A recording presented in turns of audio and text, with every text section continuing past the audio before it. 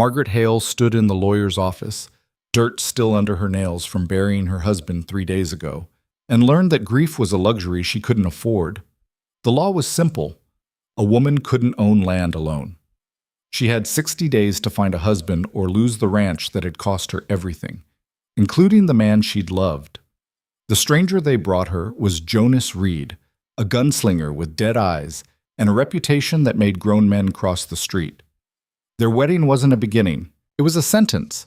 But in a town where survival meant compromise and love was just another word for weakness, Margaret would discover that sometimes the most dangerous choice is also the only one worth making. If you want to see how far the story of iron wills and unexpected redemption will take you, stay until the end and drop a comment with your city so I can see how far this tale has traveled. The September sun beat down on Ironwood Crossing like a punishment, turning Main Street into a ribbon of dust and regret. Margaret Hale sat in the back of the general store, her black mourning dress already gray with trail dirt, and watched the town matrons pretend not to stare. She'd ridden in at dawn, alone, which was her first mistake. The second was thinking anyone here gave a damn about propriety when there was scandal to feast on. Mrs. Hale. Cornelius Benton didn't look up from the papers spread across his makeshift desk, 3 crates stacked in the storage room, because even the lawyers in Ironwood Crossing made do with what they had. Do you understand what I've explained? Margaret's jaw ached from clenching it. You're telling me my husband's will doesn't matter, that the land he died building means nothing, because I've got the wrong parts between my legs. Benton's pen stopped mid-scratch. The 2 women sorting fabric bolts in the doorway gasped, like she'd set fire to the American flag. Good. Margaret was done pretending the West's rough edges only applied to men's language. The Homestead Act is clear, Benton said, his voice taking on that careful tone men used when they thought volume would shatter a woman's reasoning. A widow may maintain her claim, provided she remarries within a reasonable time frame. The land office has granted you 60 days. 60 days? Margaret laughed, sharp and humorless. Thomas has been dead for 3. You want me to parade myself like livestock at a county fair? I want you to be practical. Benton finally met her eyes, and for just a moment, she saw something that might have been sympathy. Might have been. You're young, Mrs. Hale. 26 is hardly— Don't! She stood, the chair scraping loud enough to pull the fabric sorters fully into the doorway now, abandoning all pretense. Don't tell me I'm young enough to start over, or that there are plenty of good men who'd be honored, or any of the other horseshit people have been feeding me since Thomas got trampled by his own horse because the cinch strap I told him to replace finally broke. The silence that followed pressed against her ears. Benton's face had gone carefully blank, the expression of a man realizing the grieving widow wasn't going to weep prettily and accept her fate. The law is the law, he said finally. I didn't write it. I'm simply here to ensure you understand your position. Margaret understood her position just fine. She'd understood it when she was 17 and her father sold her to Thomas Hale like a broodmare, promising a man 30 years her senior that she was biddable and fertile. She'd understood it through 9 years of marriage, 3 miscarriages, and the slow realization that Thomas loved his land more than he'd ever love her. She'd understood it when they buried him and the preacher spent more time praising his ranch than mourning his soul. What she didn't understand was why she was supposed to be grateful for the chance to do it all over again. How long do I have to decide? She asked. The land office requires documentation within 60 days of your husband's death. Today is September 7th. That gives you until November 6th to either marry or sell. She cut him off. Who's buying? Benton shifted, and there it was, the real reason she'd been summoned to town. Raymond Cutler has expressed interest in the property. He's prepared to offer a fair price. Raymond Cutler. Margaret let the name sit between them like a turd on Sunday china. The man who's been trying to buy Thomas out for 5 years. The same Raymond Cutler who owns half the grazing land in 3 counties and wants the water rights on my property. Our property, Benton corrected. Mr. Cutler has assured me he would pay above market value. Enough for you to relocate comfortably. Perhaps return east where a woman of your— No. The word came out flat and final. Margaret watched Benton's expression shift from patient to irritated and felt a grim satisfaction. She'd been poor once, back in Ohio, before her father's failed carpentry business drove him to sell his daughter for a fresh start. She wasn't going back to being poor. And she sure as hell wasn't handing Thomas's ranch to the man who'd spent years trying to squeeze them out. Mrs. Hale, I strongly urge you to reconsider. Managing a ranch alone is— I've been managing it alone for 2 years, Margaret said, ever since Thomas's hip went bad. Who do you think kept the books, dealt with the hands, made sure the cattle didn't starve through last winter when half the territory lost their herds? That's not the same as legal ownership. Benton stood trying to reclaim the high ground through height. It didn't work. Margaret had spent too many years staring down bulls and drunk ranch hands to be intimidated by a soft-bellied lawyer. The land office requires a male head of household. That's not my opinion, Mrs. Hale. It's federal law. Then I'll marry. The words tasted like dirt, but she said them anyway. Find me someone. Benton blinked. I beg your pardon? You heard me. I need a husband. You need to close this case and collect whatever fee Cutler's paying you to pressure me into selling. So find me a man who'll sign the papers and stay out of my way. Mrs. Hale, marriage isn't a business transaction. The hell it isn't. Margaret leaned forward, palms flat on his paper-scattered crates. Every marriage I've ever seen has been about land or money or family alliances. At least I'm being honest about it. You find me someone who'll take the name and the legal standing and leave the actual work to me, and I'll sign whatever papers you need. She could see him thinking it through, weighing the scandal against the simplicity. Margaret Hale was already a problem, a widow who wore pants half the time, spoke her mind the other half, and had a reputation for shooting rattlesnakes off her porch without bothering to fetch a man to do it. But a remarried Margaret Hale, legally subdued under a husband's name. That was a problem solved.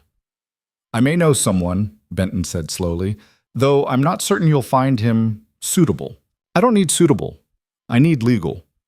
Nevertheless, Benton pulled a different folder from beneath his stack, this one thinner, the paper yellowed at the edges.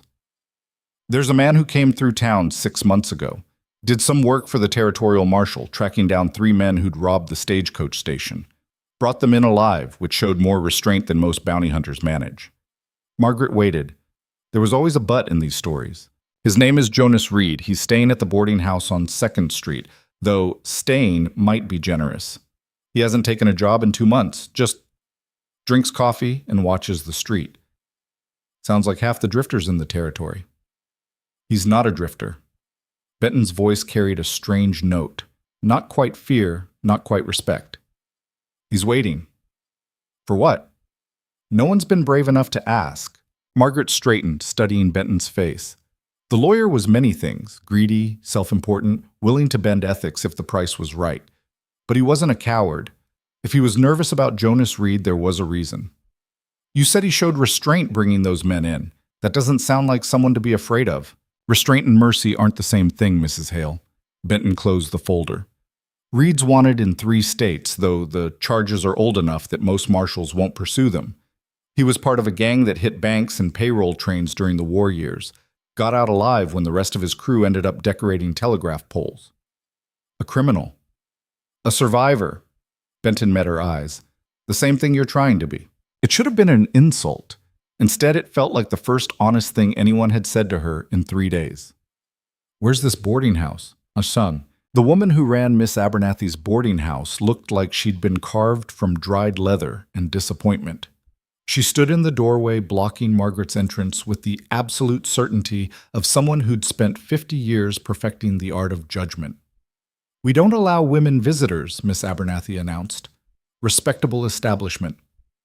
Margaret was developing a deep hatred for the word respectable. I'm here on legal business.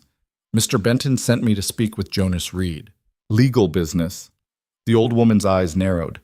You're that Hale widow, the one causing all the fuss. I'm the one trying to keep my land, if that's what you mean. Same thing, in a town this size. But Miss Abernathy stepped back, grudgingly.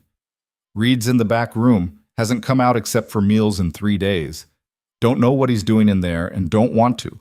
Long as the rent's paid, I don't pry. The boarding house smelled like boiled cabbage and old wood. Margaret followed Miss Abernathy down a narrow hallway, past doors that looked like they'd give up their secrets if you leaned on them too hard. At the very end, the old woman knocked twice. Reed, you've got a visitor. Silence. Then footsteps, slow and deliberate. The man who opened the door wasn't what Margaret expected. She'd braced herself for the usual frontier type, big, loud, wearing his meanness like a badge. Jonas Reed was tall, yes, but lean in a way that suggested hunger more than strength. His face was a roadmap of old violence, a scar that hooked from his left eyebrow to his cheekbone, another that disappeared into his collar, and eyes the color of winter sky that looked at her without a trace of recognition or interest. "Help you?" His voice was rough, like he didn't use it often. Miss Abernathy had already disappeared, footsteps retreating with the speed of someone who knew when to be elsewhere. Margaret stood in the hallway, suddenly aware of how insane this was, tracking down a criminal in a boarding house to propose a marriage of convenience. But she'd ridden 12 miles in the heat, and damned if she was turning back now. "My name is Margaret Hale. Cornelius Benton suggested I speak with you about a business arrangement." Reed's expression didn't change. "Not interested." He started to close the door. Margaret jammed her boot in the gap. "I own a ranch," she said quickly. 2,000 acres, good water, cattle herd that survived last winter intact. My husband died 3 days ago, and the law says I can't keep it unless I remarry within 60 days. I need a husband in name only. You'd get room, board, and a legal claim if anything happened to me. In return, you sign the papers and leave me alone to run things." Reed stared at her boot, then at her face. "You just proposed to a stranger." "I'm aware. And you think this is a good idea because Benton says you're waiting for something. I'm offering you something to wait for that comes with a roof and regular meals instead of this." She gestured at the grim little room behind him. "Until whatever you're running from catches up." His jaw tightened. For a moment she thought he'd slam the door regardless of her boot. Then he stepped back, opening it wider. "Come in. Let's hear it." The room was sparse. A bed that looked slept in, a chair, a table with a dismantled revolver, and cleaning supplies spread across it. Everything a man needed to move fast when the time came. Reed gestured to the chair. Margaret sat, watching him lean against the wall, arms crossed. "The ranch is 12 miles north," she said, keeping her voice businesslike. "Main house, barn, 2 outbuildings. I've got 3 hands who stayed on after Thomas died, but I'll need more for the spring drive. The herd's at 400 head, could be twice that with proper management. Water rights are solid. We've got a spring and creek access that doesn't dry up." Sounds valuable. It is.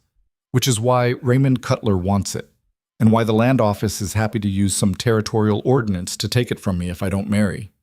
Reed picked up a cloth, started cleaning the revolver pieces with movement so practiced they looked like meditation. "Why me?" "Because Benton says you're not looking for work. That means you won't try to take over the ranch. And because—" She hesitated, then pushed forward. "Because a man with a reputation for violence might make people think twice about testing our boundaries." "Our boundaries." He loaded the word with skepticism. "You understand what people will think about this arrangement? That I'm a desperate widow who bought herself a guard dog." Margaret met his eyes. "I stopped caring what people think around the time I buried my 3rd baby, and the church ladies told me it was my fault for not praying hard enough." Something flickered across Reed's face, too fast to name, gone before she could catch it. He set down the cloth, assembled the revolver with quick, efficient movements. "I'm not a good man, Mrs. Hale. I'm not asking you to be good. I'm asking you to be legal. You don't know anything about me. I know you're alive when the rest of your gang isn't. I know you brought 3 men in alive when you could have shot them and claimed the same bounty. And I know you've been sitting in this room for 2 months, which means whatever you're waiting for scares you more than boredom." She stood. "That's enough." Reed studied her for a long moment. Margaret forced herself to stay still, to not fidget or look away. She'd learned early that men like this respected strength more than beauty, silence more than pleading. 60 days, he said finally. "Then what?" "Then we get married, you sign the land office papers, and we both get what we need." "And after that?" Margaret hadn't let herself think that far ahead. "We figure it out." Reed's laugh was bitter. "That's not much of a plan. It's the only one I've got." He walked to the window, looking out at the street below. Margaret watched his reflection in the dusty glass, the way his shoulders stayed tight, ready for violence even in this moment of stillness. She wondered what he was running from, then decided it didn't matter. They were both survivors. That had to be enough. "I'll do it," Reed said, still facing the window. on one condition, which is when whatever I'm waiting for shows up, and it will, you don't ask questions. You don't try to help. You get yourself somewhere safe and you let me handle it. Margaret thought about arguing, about pointing out that she'd just proposed a partnership, not a rescue. But Reed's reflection looked like a man who'd already made too many compromises with fate to tolerate one more. Agreed, she said. When do you want to? Tomorrow. No point waiting. Tomorrow. Margaret's stomach dropped. She'd expected negotiation, maybe a few days to prepare, not this immediate, ruthless practicality. I'll make arrangements with Benton. Tell him to bring the papers to the church, 11 o'clock. You want a church wedding? Reed finally turned from the window. I want witnesses, legal ones, so there's no question later about whether this was legitimate. He was right, of course. Practical to the bone. Margaret nodded and moved toward the door. Reed's voice stopped her. Mrs. Hale? She looked back. What happened to your babies? The question landed like a fist. For a moment, Margaret couldn't breathe around it. The first two came early, buried them in the spring. The third, her voice cracked, steadied. The third almost made it. 7 months. Big enough that I thought maybe this time. But babies don't care what you think. I'm sorry. No, you're not. She kept her hand on the door frame, kneading the solid wood under her palm. You asked because you wanted to see if I'd break, whether I'm strong enough for whatever fresh hell you're bringing to my doorstep. Reed didn't deny it. And? I buried 3 children in ground so hard I had to swing the pickaxe myself because Thomas's hands couldn't be bothered. I can handle whatever's coming. She left before he could respond, walking back through the boarding house with her spine straight and her vision blurred. Miss Abernathy said something as she passed, but Margaret didn't hear it. She made it to the street, around the corner to where she'd tied her horse, before the shaking started. Tomorrow. She was getting married tomorrow to a man who dismantled guns for entertainment and had a past violent enough to make lawyers nervous. A man who looked at her like she was a problem to be calculated, not a person to be known. But he'd asked about her babies. And he'd looked at her reflection in that window like someone who understood what it meant to survive things that should have killed you. Margaret untied her horse, pulled herself into the saddle, and pointed toward home. The sun was dropping toward the horizon, painting the scrubland in shades of rust and gold. Beautiful, if you didn't know how quickly beauty could turn to brutality out here. The ride back gave her time to think, to second guess, to imagine a dozen ways this could go wrong. Reed taking over the ranch, Reed bringing violence to her doorstep, Reed turning out to be exactly the kind of man who saw a desperate widow as an opportunity instead of a person. But when she crested the ridge and saw the ranch spread out below, the house she'd painted herself last spring, the barn she'd helped Thomas raise beam by beam, the land that had cost her everything, Margaret knew she'd make the same choice tomorrow, and the day after that. The ranch was hers. She'd paid for it in blood and grief and years of her life. If marrying a scarred gunslinger was the price to keep it, then fine, she'd paid worse. The ranch house felt too quiet when she got back. Margaret unsaddled her horse, checking the mare for heat or injury out of habit, then hauled her gear to the barn. The 3 hands, Ezra, Paco, and young Tom, were finishing evening chores. They looked up when she entered, faces carefully neutral. Boss? Ezra touched the brim of his hat. He was the oldest, maybe 50, with the kind of weathered face that came from decades in the sun. Everything all right in town? Margaret set her saddle on its stand, buying time. These men had worked for Thomas for years. She'd inherited them the same way she'd inherited everything else, through death and legal necessity. They'd stayed on, which spoke to either loyalty or lack of options. She wasn't sure which. I'm getting married, she said. Tomorrow at 11. The silence was profound. Finally, Paco cleared his throat. Married. To who? Jonas Reed. He's staying at the boarding house. Young Tom, who wasn't actually young but had been called that since he arrived at 20 and never shook the name, whistled low. The bounty hunter? Former bounty hunter, I'm told. Former criminal, more like, Ezra said. His voice held no judgment, just observation. Was part of the Reed gang during the war. They say he killed a dozen men before he turned 20. They say a lot of things. Margaret faced them head on. The land office won't let me keep this place unless there's a man's name on the papers. Reed agreed to marry me and sign the documents. In return, He gets room and board. Room and board. Ezra repeated it like he was tasting the words for truth. That's all? That's all. And when Cutler finds out you outmaneuvered him? Paco asked. What then? It was a fair question. Raymond Cutler didn't become the biggest rancher in 3 counties by accepting defeat gracefully. Margaret had no illusions about what would happen when he learned she'd found a way to keep the land. There would be pressure, maybe violence, certainly legal challenges. Then we deal with it, she said, same as we've dealt with everything else. The men exchanged glances. Finally, Ezra nodded. Your business, boss. We'll keep working long as the pay's good. It wasn't exactly a ringing endorsement, but it was something. Margaret headed to the house, feeling their eyes on her back. Inside, she lit the lamps, started a fire, made coffee she didn't drink. The house felt like it was waiting for something. Or maybe that was just her. She spent the evening going through Thomas's papers, trying to find anything that might cause problems with the land transfer. Her husband had been meticulous about records, less careful about relationships. She found 3 letters from Raymond Cutler, each one offering more money than the last for the water rights. The final offer, dated 2 weeks before Thomas died, was substantial enough that she understood why Benton thought she should take it. But money ran out. Land endured. At midnight, Margaret gave up pretending to work and went to bed. Sleep came in fragments, dreams of babies crying, of Thomas's horse rearing and falling, of a scarred man dismantling a gun with hands that never shook. She woke before dawn, gritty-eyed and anxious. The wedding dress question solved itself. She didn't have one, wouldn't have worn it if she did. Instead, she put on her best day dress, the dark blue wool that Thomas had bought her for their 5th anniversary. It was practical, which seemed appropriate for a practical marriage. At 9, she hitched the wagon and drove back to town alone. Ezra had offered to come, but she'd refused. This wasn't a celebration. It was a legal transaction. The fewer witnesses to her humiliation, the better. Ironwood Crossing looked different in morning light, less harsh, more tired. Margaret drove straight to the church, a whitewashed building that served double duty as a school during the week. Cornelius Benton was already there, standing in the shade of the entrance with a leather satchel full of documents. Mrs. Hale, he tipped his hat. I've prepared everything. Once the ceremony concludes, you and Mr. Reed will need to sign. Is he here?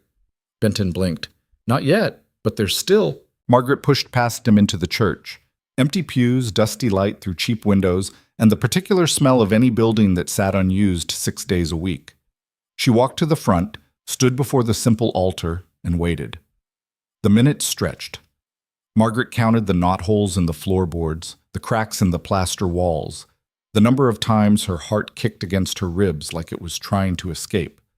At 11 exactly, the door opened. Jonas Reed stood backlit in the entrance, and for a moment Margaret's breath caught. He'd cleaned up, shaved, combed his hair, put on a dark suit that fit well enough to suggest he hadn't always been a drifter. But the scars were still there, the winter sky eyes still watchful, and when he walked down the aisle toward her, every step said he knew exactly how to kill a man and had done it enough times that the memory didn't keep him awake anymore. Mrs. Hale? He stopped 3 feet away, close enough to speak quietly, far enough to run if needed. Mr. Reed. Benton bustled in behind him, followed by the preacher, a narrow man named Dalton who looked like he'd spent his whole life disappointed by God's sense of humor. He took his position at the altar, opened his book, and fixed them both with a stare that suggested he knew this was a farce and disapproved accordingly. Dearly beloved, Dalton began, his voice flat with resignation. Margaret barely heard the ceremony. She was too busy watching Reed, trying to read some hint of what he was thinking in that scarred, expressionless face. He stood perfectly still, hands at his sides, looking like a man enduring necessary pain. When Dalton got to the vows, Reed spoke his lines without inflection. I do. Margaret's turn. 2 words that would change everything. 2 words that felt like jumping off a cliff with no idea if there was water below. I do. Then by the power vested in me, I pronounce you man and wife. Dalton snapped his book shut. Sign the register. They signed. Margaret's hand shook. Reed's didn't. Benton witnessed, looking pleased with himself for solving such a troublesome problem. The whole thing took less than 15 minutes, faster than buying a horse, slower than she could hold her breath. Congratulations, Mrs. Reed, Benton said, offering papers for her to sign. "The land office will process these within the week. You're all set." Mrs. Reed. The name felt foreign in her mouth, but it was done. She was married, legal, protected. She looked at the man who was now her husband. Jonas Reed stared back, expression unreadable. "We should go," Margaret said. "It's a long ride to the ranch." Reed nodded. Benton handed over final documents. The preacher disappeared without another word, clearly done with this particular charade. They walked out of the church into noon sunshine, married strangers with a piece of paper that said they belonged to each other. Margaret's wagon waited where she'd left it. Reed looked at it, then at her. "You drove yourself?" "Wasn't going to walk. I have a horse at the boarding house. Then I'll meet you at the ranch." She started to climb up. His hand caught her elbow, not rough, but firm enough to stop her. "We should arrive together," Reed said quietly. "People are watching." He was right. Across the street, two women pretended to examine goods in a shop window while watching them with the focused intensity of vultures waiting for something to die. Further down, a group of men loitered outside the saloon, equally interested. "Fine." Margaret settled into the wagon seat. "There's room." Reed swung up beside her with the ease of someone who'd spent his life on horseback and in saddles. He took the reins without asking, and Margaret let him. It was easier than fighting over something that didn't matter. They pulled out of town in silence, heading north. The first mile passed without conversation, then two. Margaret watched the landscape roll by, trying to figure out what the hell she was supposed to say to the armed stranger she'd just married. "Your hands," Reed said suddenly. "They know about me? They know your name, your reputation. And they stayed?" "For now." Reed nodded, like he'd expected that. "When we get to the ranch, where do you want me?" Margaret blinked. "What?" "Sleeping arrangements. I assume you're not expecting—" He gestured vaguely between them. "Oh, right. The practical details of living with a husband who wasn't actually a husband." "There's a room off the kitchen," Margaret said. "It was meant for a housekeeper, but we never hired one. It's small, but it's got a bed and a window." "That's fine." More silence. The wagon creaked. The horse's hooves thudded rhythmically against packed dirt. "What were you waiting for?" Margaret asked. "In that boarding house." Reed's jaw tightened. "I told you, no questions about that." "You told me not to ask questions when it shows up. This is before. I think I have a right to know what I'm inviting onto my property." He looked at her then, really looked.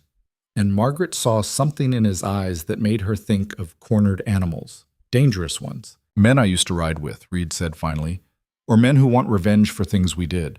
Could be law, could be vigilantes, could be former partners who think I owe them. Take your pick." "How many?" "Don't know. Enough that sitting still seems smarter than running." "And now?"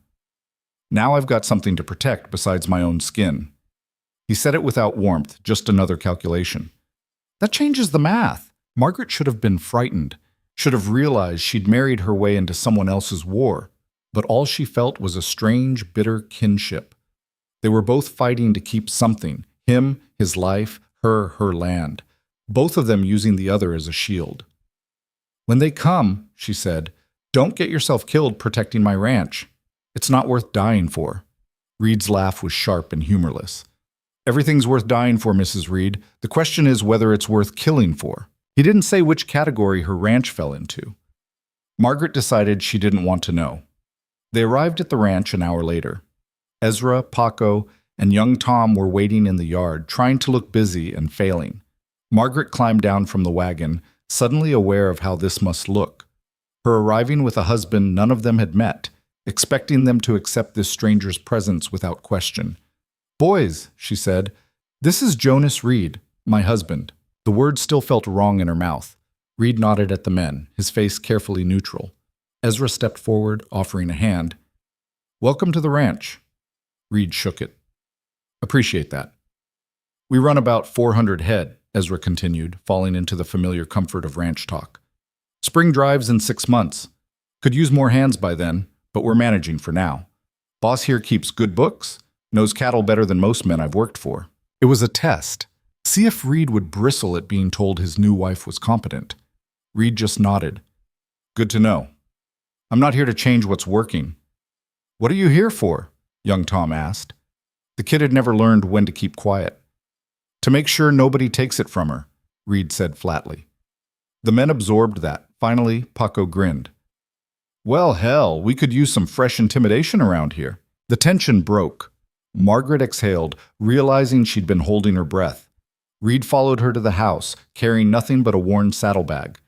Inside, she showed him the small room off the kitchen, barely 8 feet square, with a narrow bed and a cracked mirror on the wall. It's not much, she said. It's more than I've had in 6 months. Reed set his bag on the bed, looked around the space like he was memorizing exits. The hands seem solid. They are. But they work for wages, not loyalty.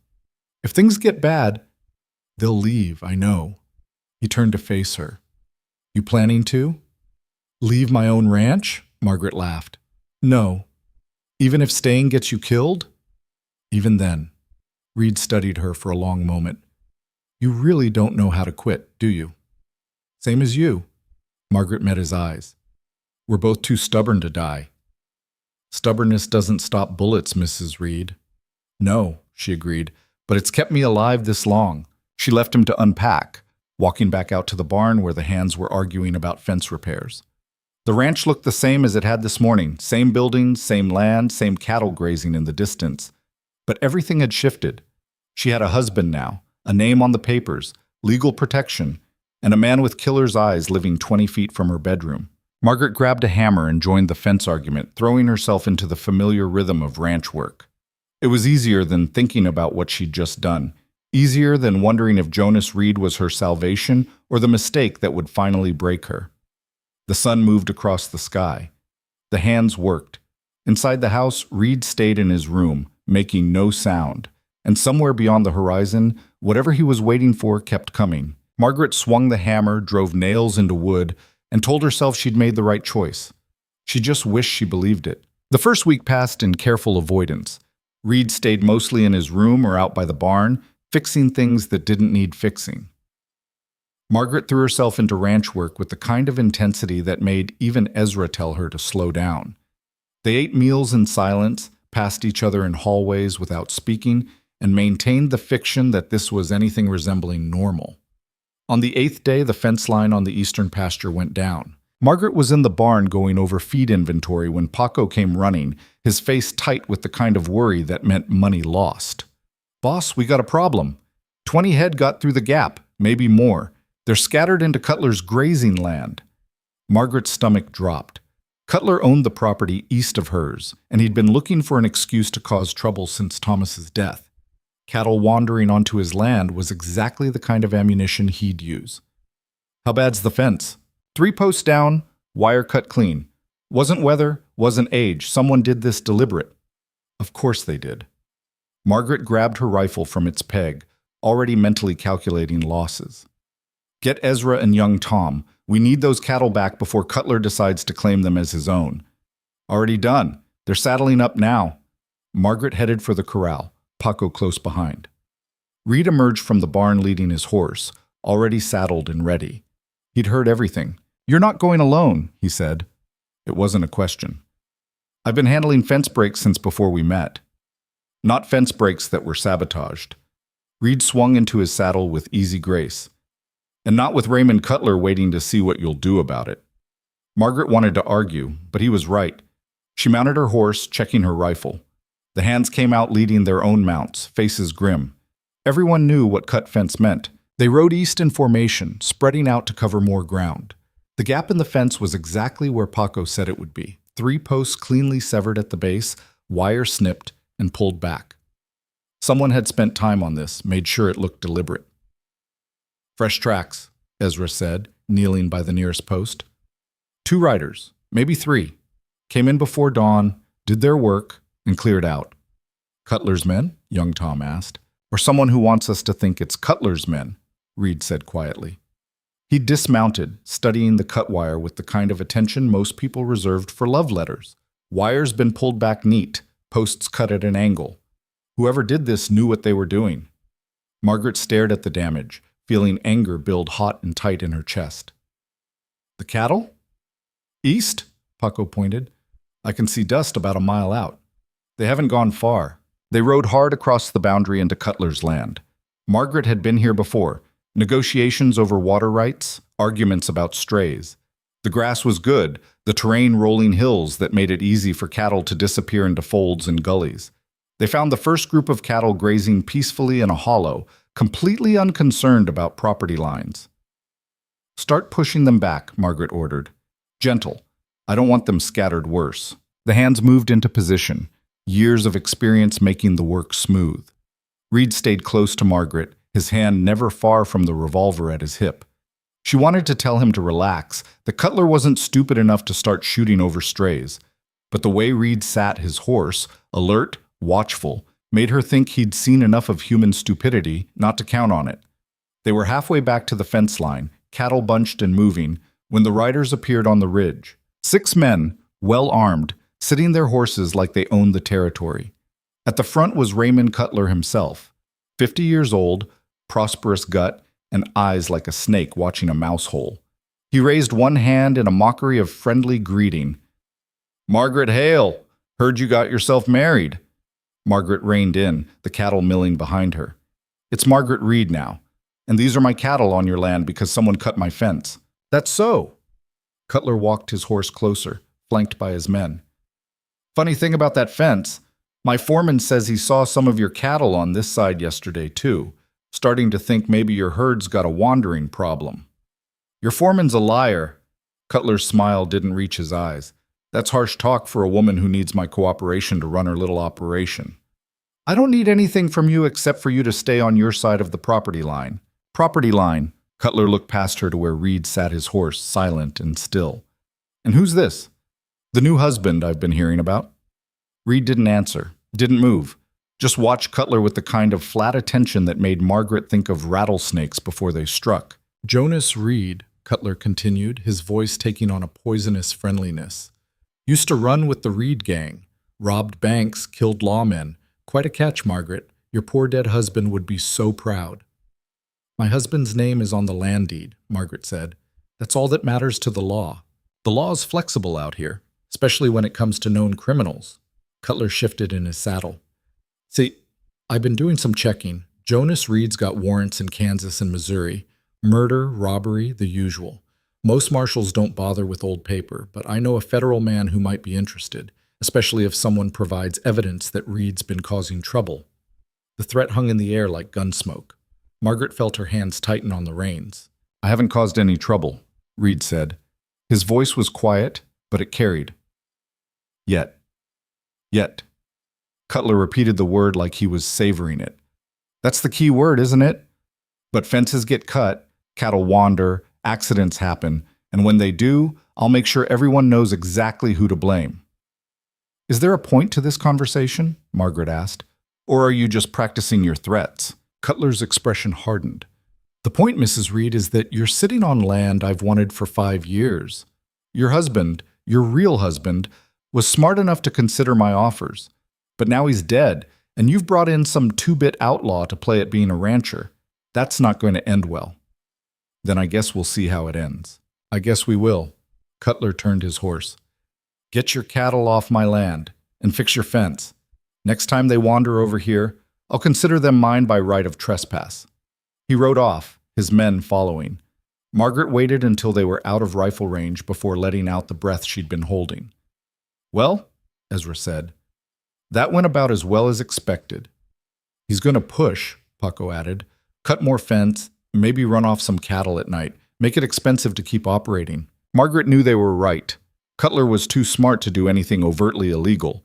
He'd just make running the ranch so difficult and costly that selling would look like the only option. "Then we push back," she said. "Get these cattle home.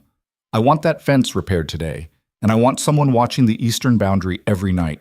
They worked the rest of the afternoon in tense silence, driving cattle, repairing fence, setting up a rotation for night watches.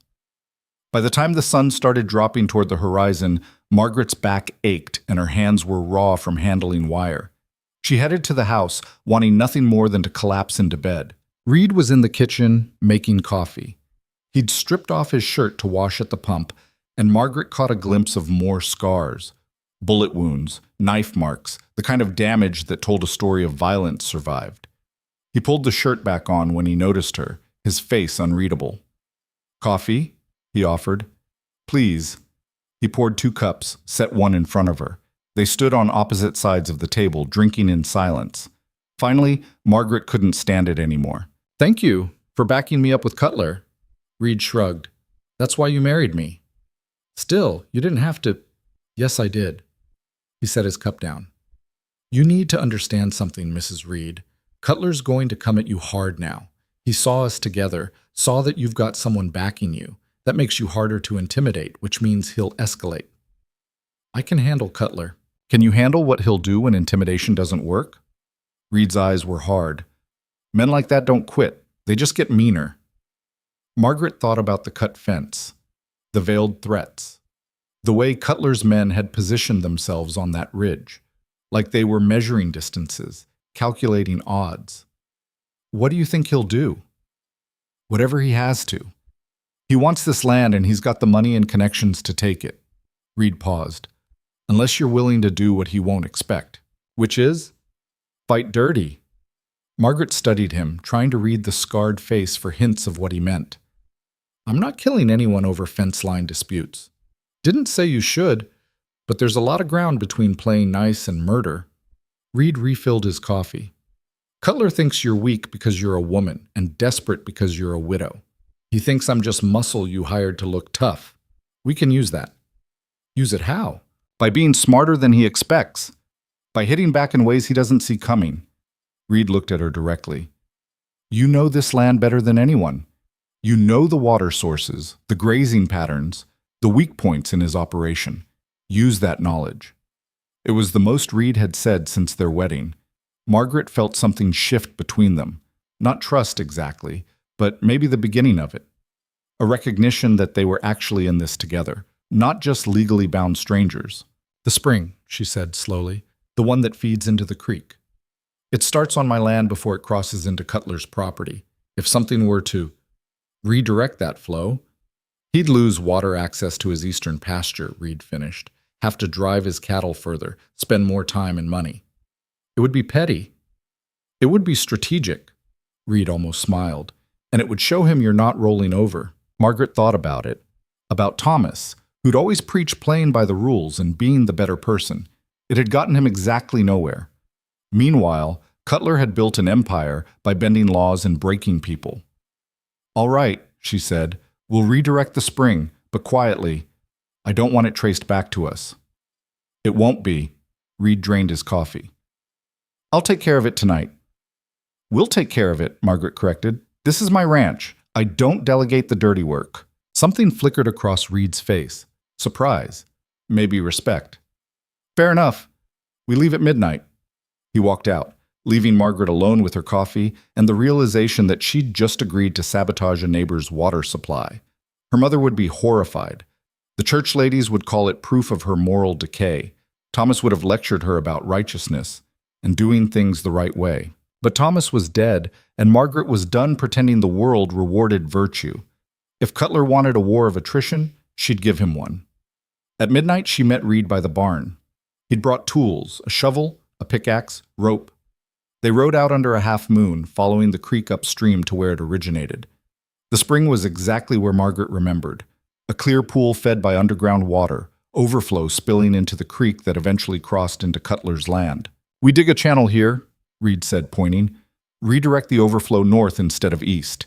It'll take a few days for Cutler to notice, longer to figure out why." They worked in silence, taking turns with the shovel.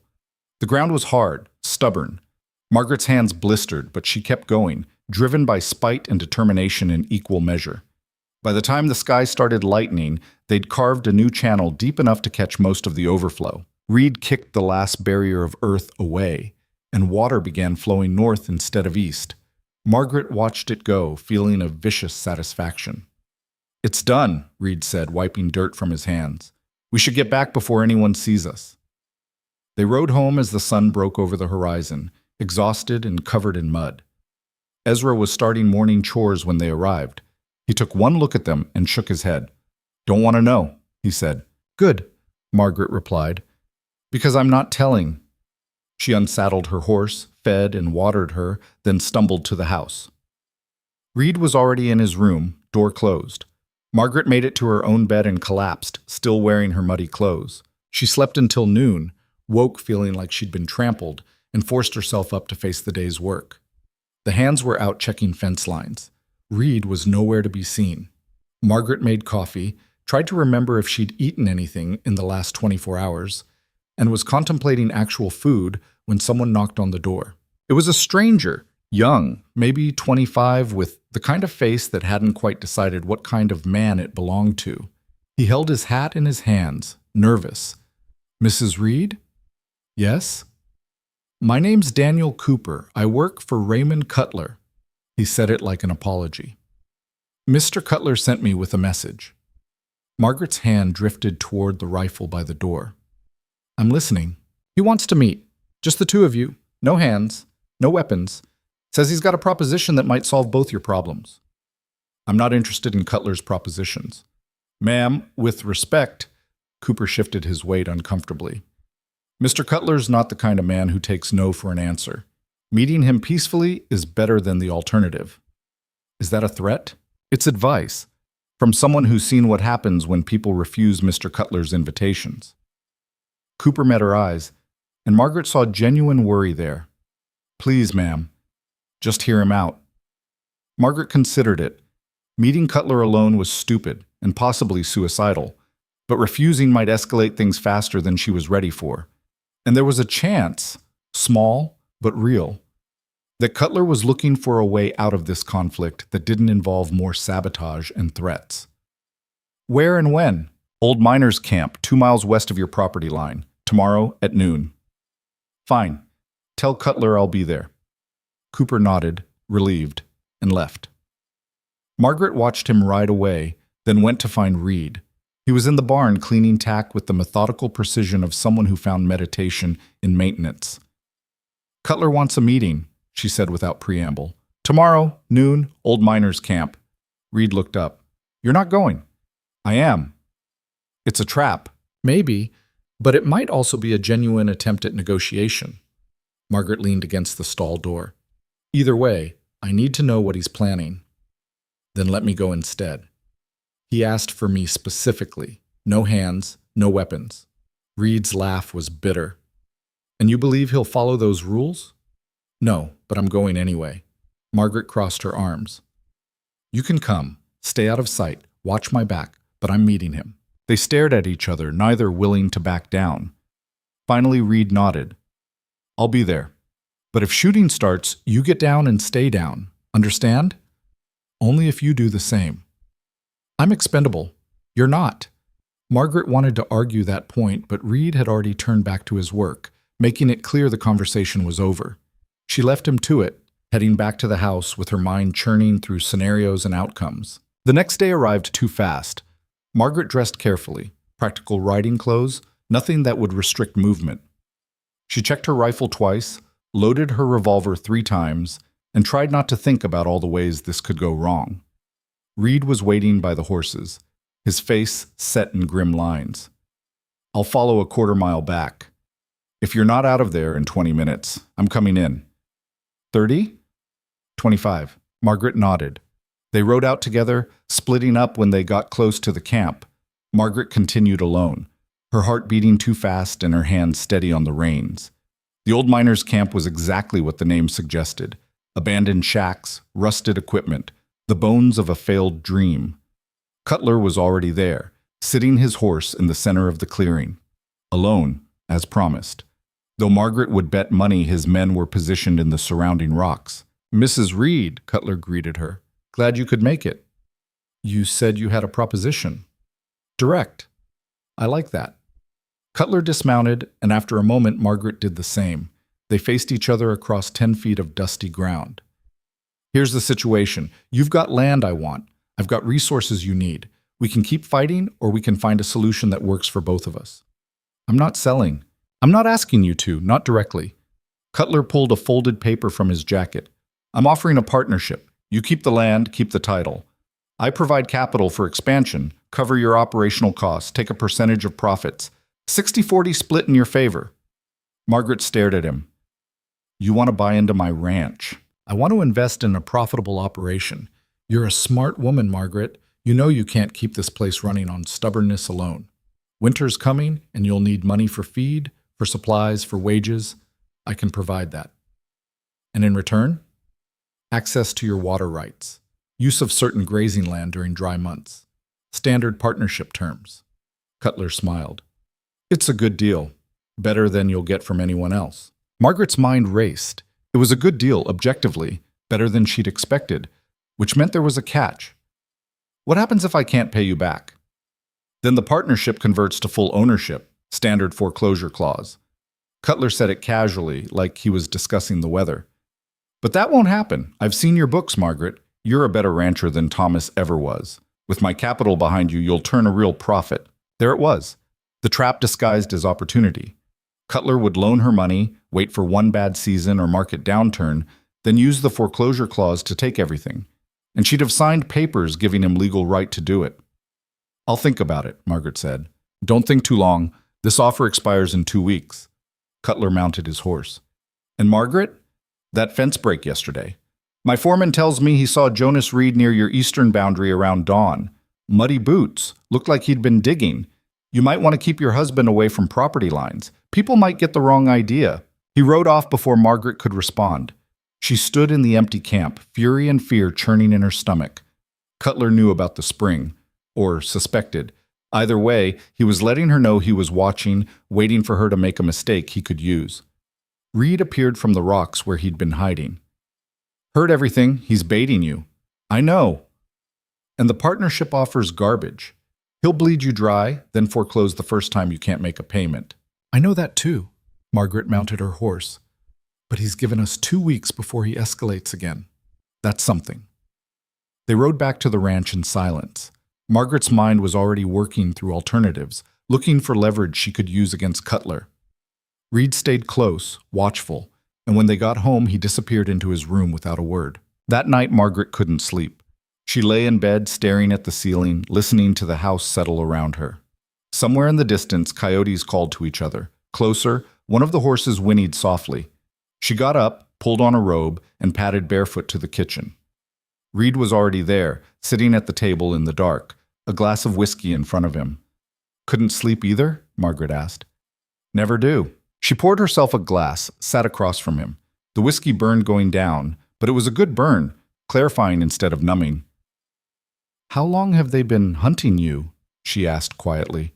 Reed was silent for so long she thought he wouldn't answer. Then, 3 years, since the gang fell apart. What happened? We robbed the wrong bank. Turned out the owner had connections to a railroad magnate who didn't appreciate losing $50,000. Reed drained his glass. He hired men to track us down, professionals. They killed the others one by one, pinned them up as warnings. I got away because I was smarter or luckier or both. And now? Now I'm tired of running. Figured if I'm going to die, might as well be for something other than old crimes. He looked at her directly. Your ranch is as good a place as any to make a stand. Margaret should have been horrified, should have thrown him out immediately. Instead, she felt a strange gratitude. At least Reed was honest about the danger he brought. That was more than most men offered. When they come, she said, we'll deal with it together. You should leave, get somewhere safe. This is my home. I'm not abandoning it because of ghosts from your past any more than I'm selling it because of Cutler's threats. Margaret refilled both their glasses. We're in this now, both of us. Reed studied her for a long moment.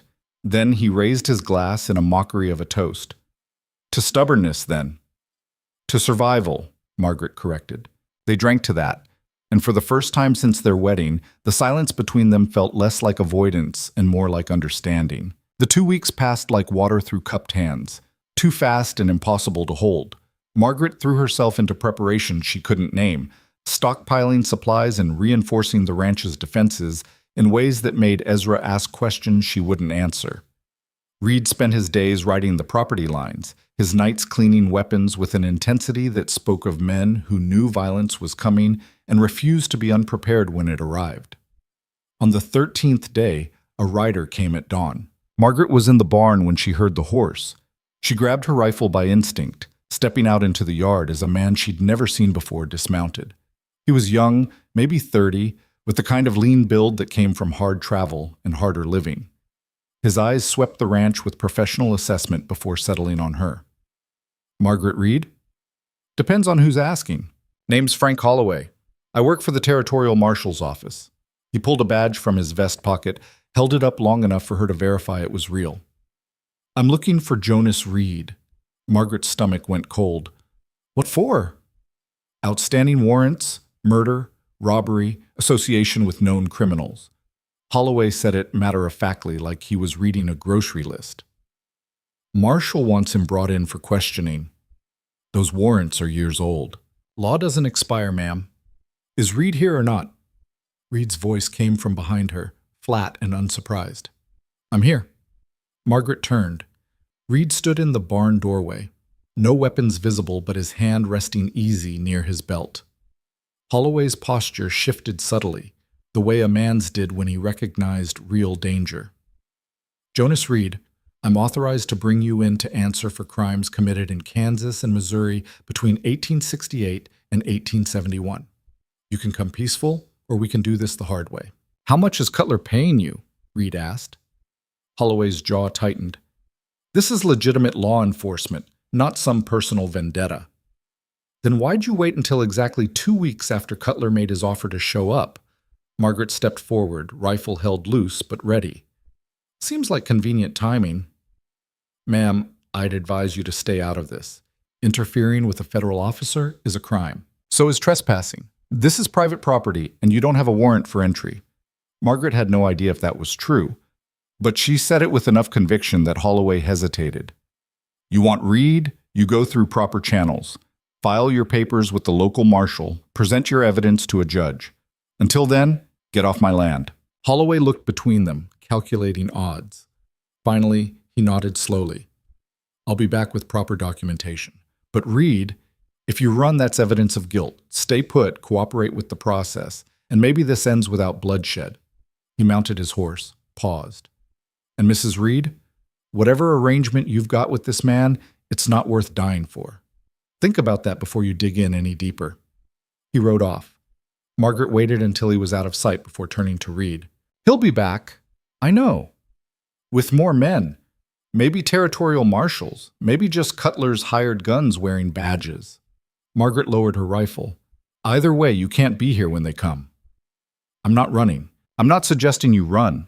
I'm suggesting you disappear for a few days while I figure out how to handle this legally. She could see the refusal forming on his face and pushed forward. Reed, if they arrest you, Cutler wins. He gets to claim my husband's a criminal, uses that to challenge the land deed, and I'm back where I started, alone and fighting the law, instead of just one greedy rancher. So I hide while you fight my battles? You bought me time by marrying me. Now I'm returning the favor. Margaret met his eyes. There's an old line shack in the northern hills, 2 days' ride. Thomas used it during roundup season. It's got supplies, it's off the main routes, and nobody's been there in months. Reed was quiet for a long moment, his scarred face unreadable. Then, you're assuming Cutler stops with me. What happens when Holloway rides away empty-handed? You think Cutler just accepts that? I think Cutler's about to learn that legal intimidation works both ways. Margaret had been turning an idea over in her mind since Holloway's arrival, something risky and possibly stupid, but better than waiting for the next attack. I'm going to town, going to file my own complaints with the real territorial marshal. Fence cutting, water theft, harassment. Put Cutler on the defensive for once. That's a declaration of war. We've been at war since Thomas died. I'm just making it official. She shouldered her rifle. Pack what you need. Be gone by noon. I'll send word when it's safe. Reed looked like he wanted to argue, but something in her expression must have convinced him. He nodded once, turned toward the house. Margaret watched him go, then headed to the barn to saddle her horse. Ezra found her there, his weathered face creased with worry. Boss, I heard what that marshal said. You sure you know what you're doing? No, but I'm doing it anyway. Margaret cinched the saddle tight. I'm riding to town. While I'm gone, I need you and the boys to fortify the ranch. Board up the windows in the bunkhouse, move ammunition to the main house, set up watch rotations. You expecting trouble? I'm expecting Cutler to escalate. When Holloway comes back and Reed's not here, Cutler's going to try something else. Margaret checked her rifle one more time. Could be another fence break, could be worse. I want us ready. Ezra nodded slowly. You know, I've worked for a lot of ranchers. Most of them would have sold by now, taken Cutler's money, and walked away clean. Thomas probably would have. Thomas is dead because he wouldn't stand up to anyone. The words came out harsher than Margaret intended, but she didn't take them back. I'm not dying polite. She rode out before Ezra could respond, pushing her horse hard toward Ironwood Crossing. The land rolled past, familiar territory she'd come to know through years of riding fence lines and chasing cattle. Every rock formation, every dry creek bed, every stand of scrub oak had a memory attached. Some good, most hard, all hers. The territorial marshal's office sat on the edge of town, a squat building that shared space with the land registry and tax assessor. Margaret tied her horse outside and walked in prepared for a fight. The man behind the desk looked up from a stack of paperwork, his expression shifting from bored to wary when he recognized her.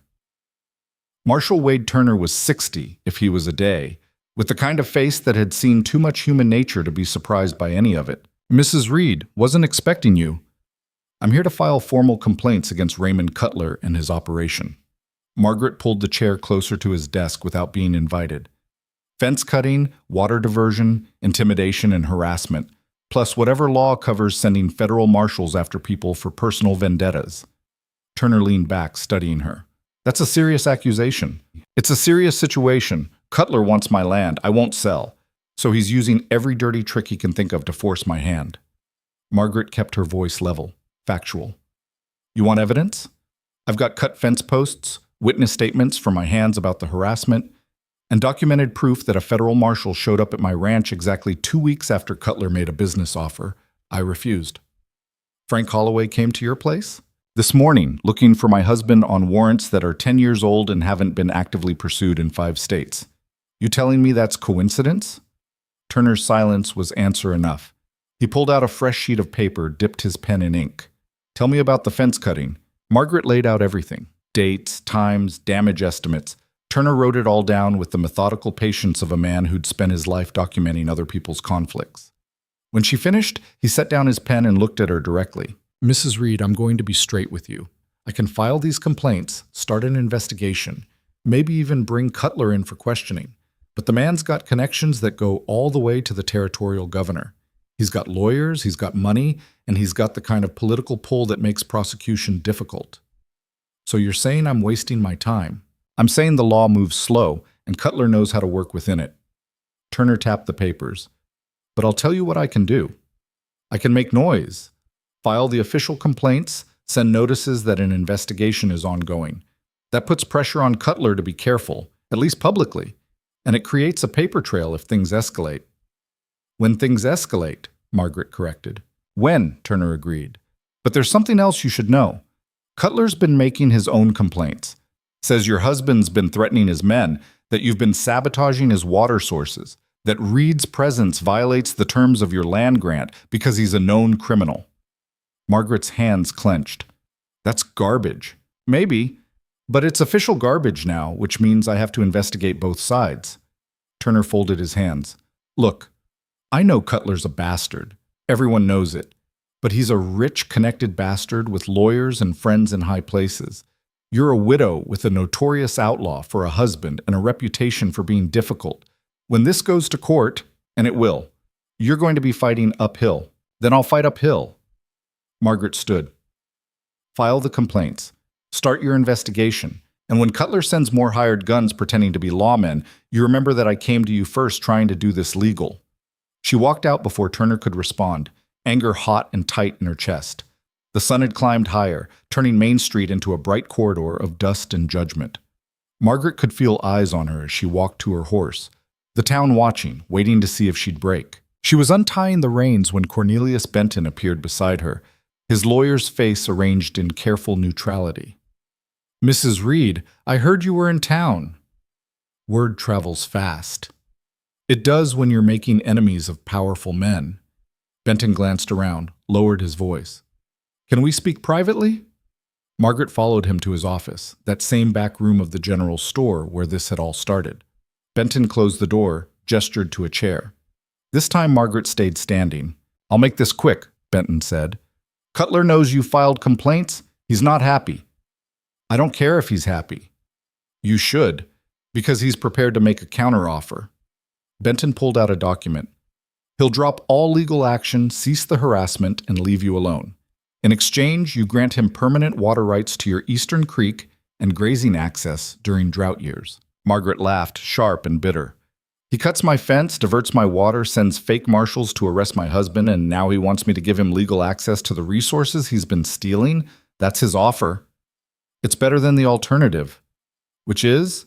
Benton's expression turned grave. He burns you out. Literally. Cutler's got enough men and enough legal cover to make your life hell, until you've got nothing left to fight with. You're one woman on a remote ranch with a criminal husband and 3 employees who'll disappear the moment real trouble starts. How long do you think you can hold out? Long as I have to. That's not a strategy, Margaret. That's suicide.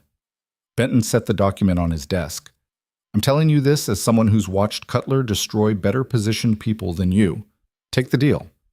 Compromise now while you've still got something to bargain with. Margaret looked at the paper, at Benton's carefully concerned face, at the dusty window overlooking the street. She thought about Thomas, who'd spent his life compromising and died with nothing to show for it, but a ranch his widow had to fight to keep.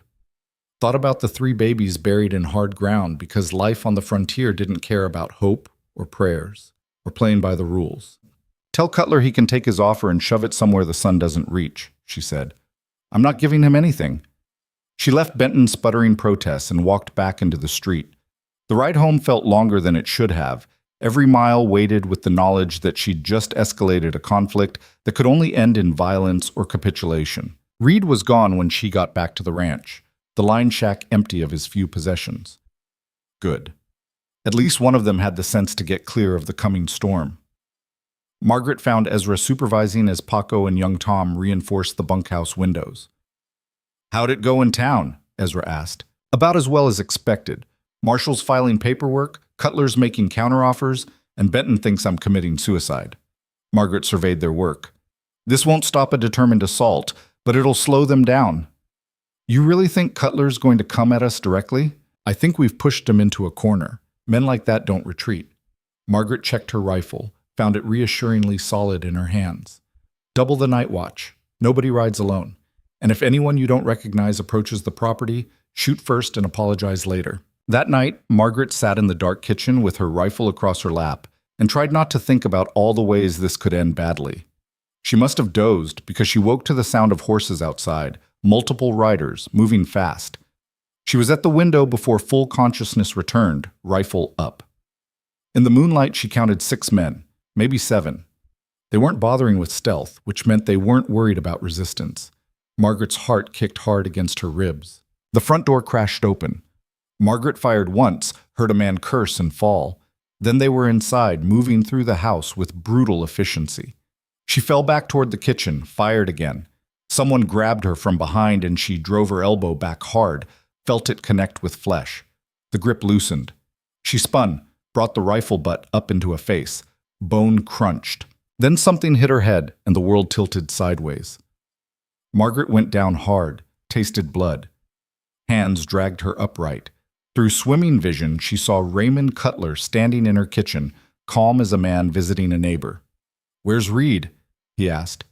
Margaret spat blood on his boots. "Gone." "Gone where?" "Hell if I know. He's not my keeper and I'm not his." Cutler nodded to someone behind her.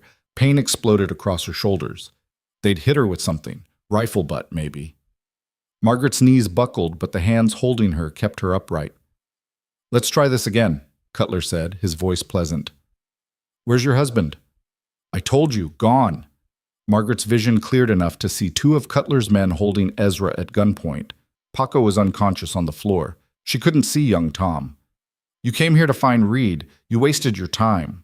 "I came here to end this situation one way or another," Cutler gestured around the kitchen. "You've made yourself a problem, Margaret. Filing complaints, making accusations, refusing perfectly reasonable business offers. That stops tonight. You're in my house, threatening my people. That's not ending anything. That's guaranteeing I'll see you hang for this." Cutler smiled. "See, that's where you're wrong. Because by morning, this ranch is going to be a tragic accident. Faulty lamp, dry wood, the kind of thing that happens on frontier properties all the time. You and your hands will have died trying to save it. Terrible loss. The community will mourn appropriately. Margaret's stomach went cold. Burning us out won't get you the land. The deed's in Reed's name now. Reed's a wanted criminal who fled when a federal marshal came calling. The land reverts to territorial claim, and I've already got the paperwork filed to purchase it at public auction. Cutler's smile widened. I tried to do this nice, Margaret. Tried to make deals, offer partnerships, give you a way out with money in your pocket. You chose the hard way. So you're going to murder us. I'm going to let nature take its course. Fire's unpredictable out here. Cutler nodded to his men. Tie them up in the bunkhouse. Make sure the lamps are close to the curtains. They dragged Margaret outside. She fought, got hit for it, kept fighting anyway.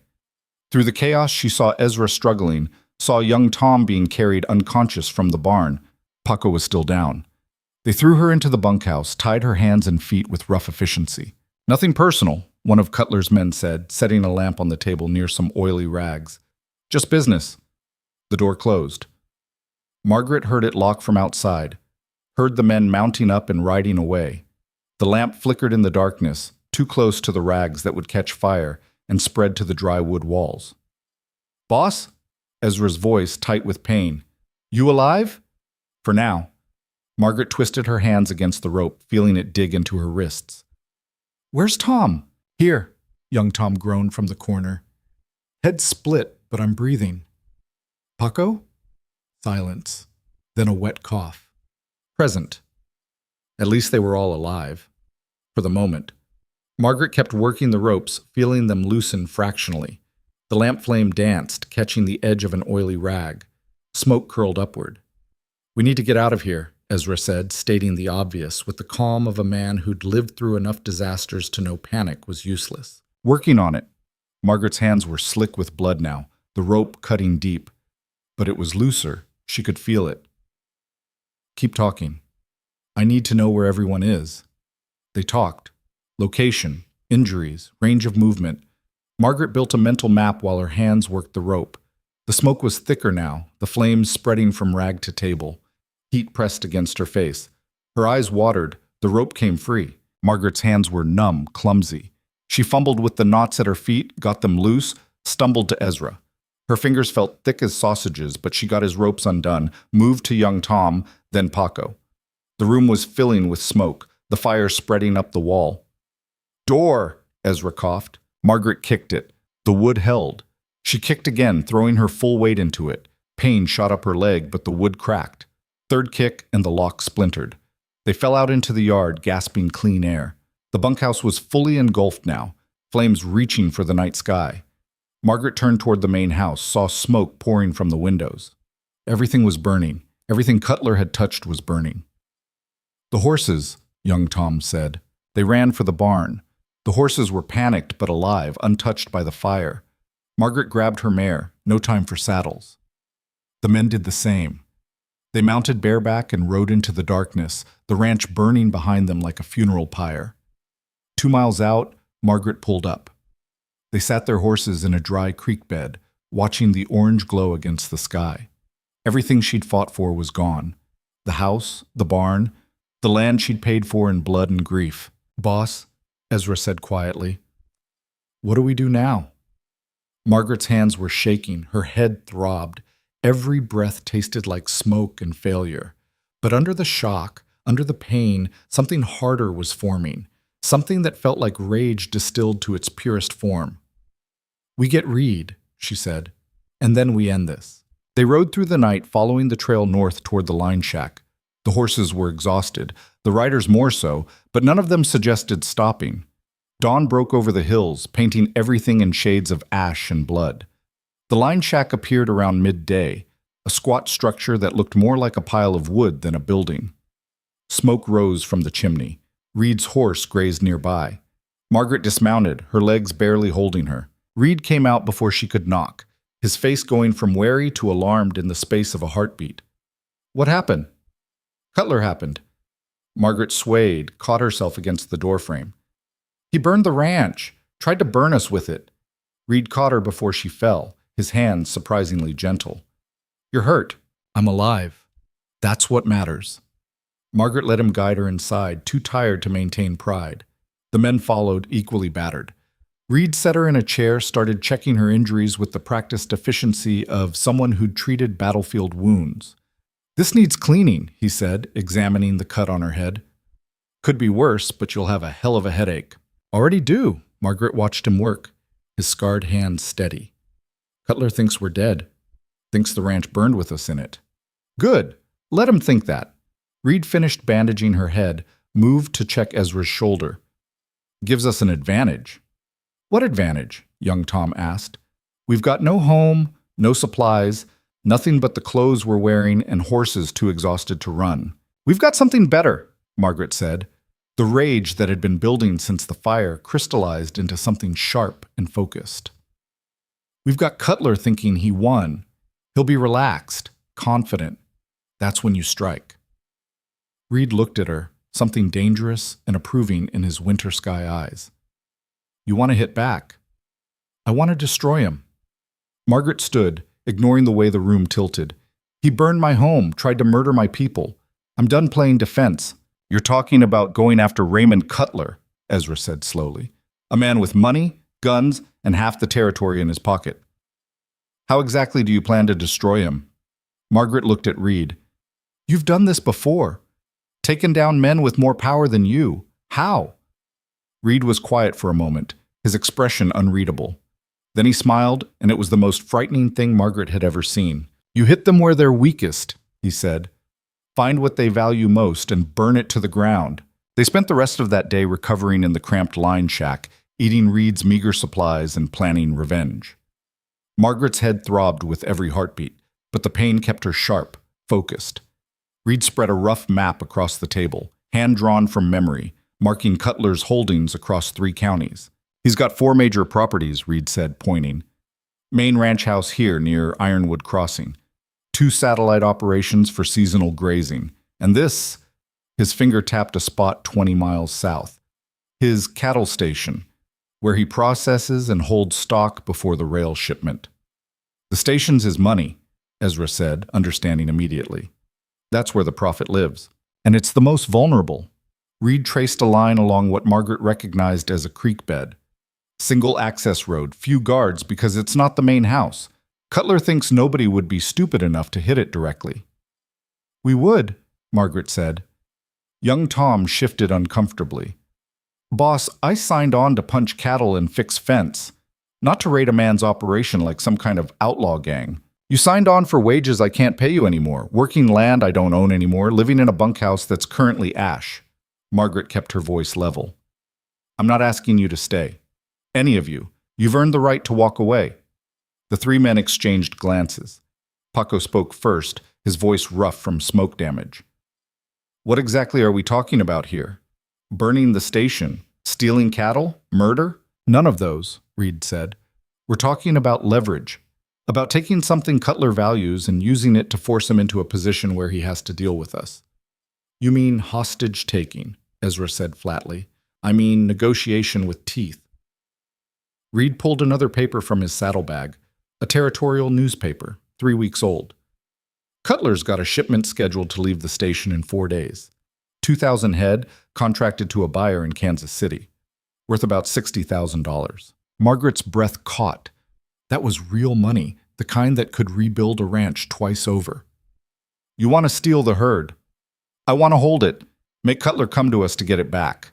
Reed's smile was cold. "He burned you out thinking you were dead. When he finds out you're alive and you've got his cattle, he'll have to negotiate. Or he'll send every gun he can hire to get them back," young Tom said. "He will," Reed agreed, "which is why we won't be where he expects." We drive the herd north into the Badlands, rough country, easy to defend, impossible to assault without heavy losses. Cutler's not going to risk his men's lives over cattle he can replace. He'll deal. Margaret studied the map, her mind working through logistics. 2,000 head meant at least a dozen drovers at the station. Even if they hit at night, there would be resistance. People would die. Maybe her people. "There's another problem," she said. "Even if we pull this off, even if we get the cattle and force Cutler to negotiate, what's to stop him from agreeing to our terms and then coming after us later?"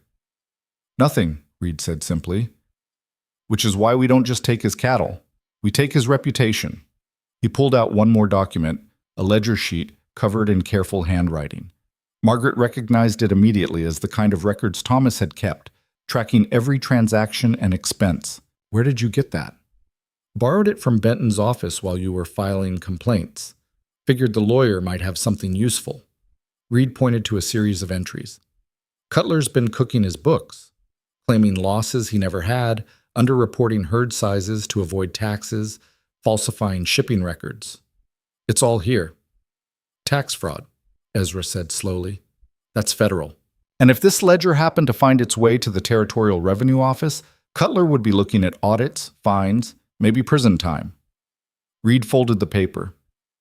We take his cattle, we threaten his money, and we hold evidence of crimes that could destroy him completely. That's leverage he can't ignore. Margaret felt something shift in her chest.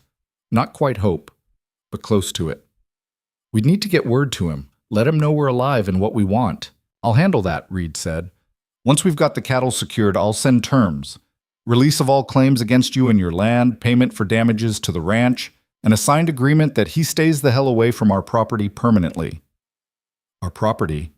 Margaret caught the word, looked at Reed. You planning to stay after this? Reed's expression flickered, something that might have been surprise crossing his scarred face. Figured we'd discuss that if we survive. When we survive, Margaret corrected. She turned to her men. Last chance to walk. I won't think less of anyone who does. Silence. Then Ezra shook his head. Been working ranches for 30 years. Never seen one worth dying for until I watched you stand up to Cutler. I'm in. Same, Paco said. Man tried to burn me alive. I'd like to return the favor, metaphorically speaking. Young Tom took longer, his face troubled. Finally he nodded. My pa always said never start fights you can't finish. But he also said never let bullies win. So I guess we're finishing this. Margaret felt her throat tighten. These men owed her nothing. She'd inherited them like furniture, paid them irregular wages, and led them into disaster. But they were staying anyway. All right then, she said. We hit the station in 2 nights. Reed, I need details. Guard rotations, building layouts, everything. They spent the next day planning with military precision. Reed had done this before. Margaret could see it in how he anticipated problems, calculated angles of attack, assigned roles based on each person's strengths. Ezra would handle the horses, Paco the south approach, young Tom the supply shed. Reed and Margaret would take the main holding pens. What about weapons? Paco asked. We lost everything in the fire. Reed opened a trunk Margaret hadn't noticed before. Inside were rifles, revolvers, ammunition, enough to arm a small militia. Always keep a cache. Old habit from my gang days. Margaret picked up one of the rifles, checked the action. Well-maintained, recently cleaned. You were expecting trouble. I'm always expecting trouble. That's why I'm still alive. The second night came too fast. They rode out under a moonless sky, following back trails Reed knew by heart.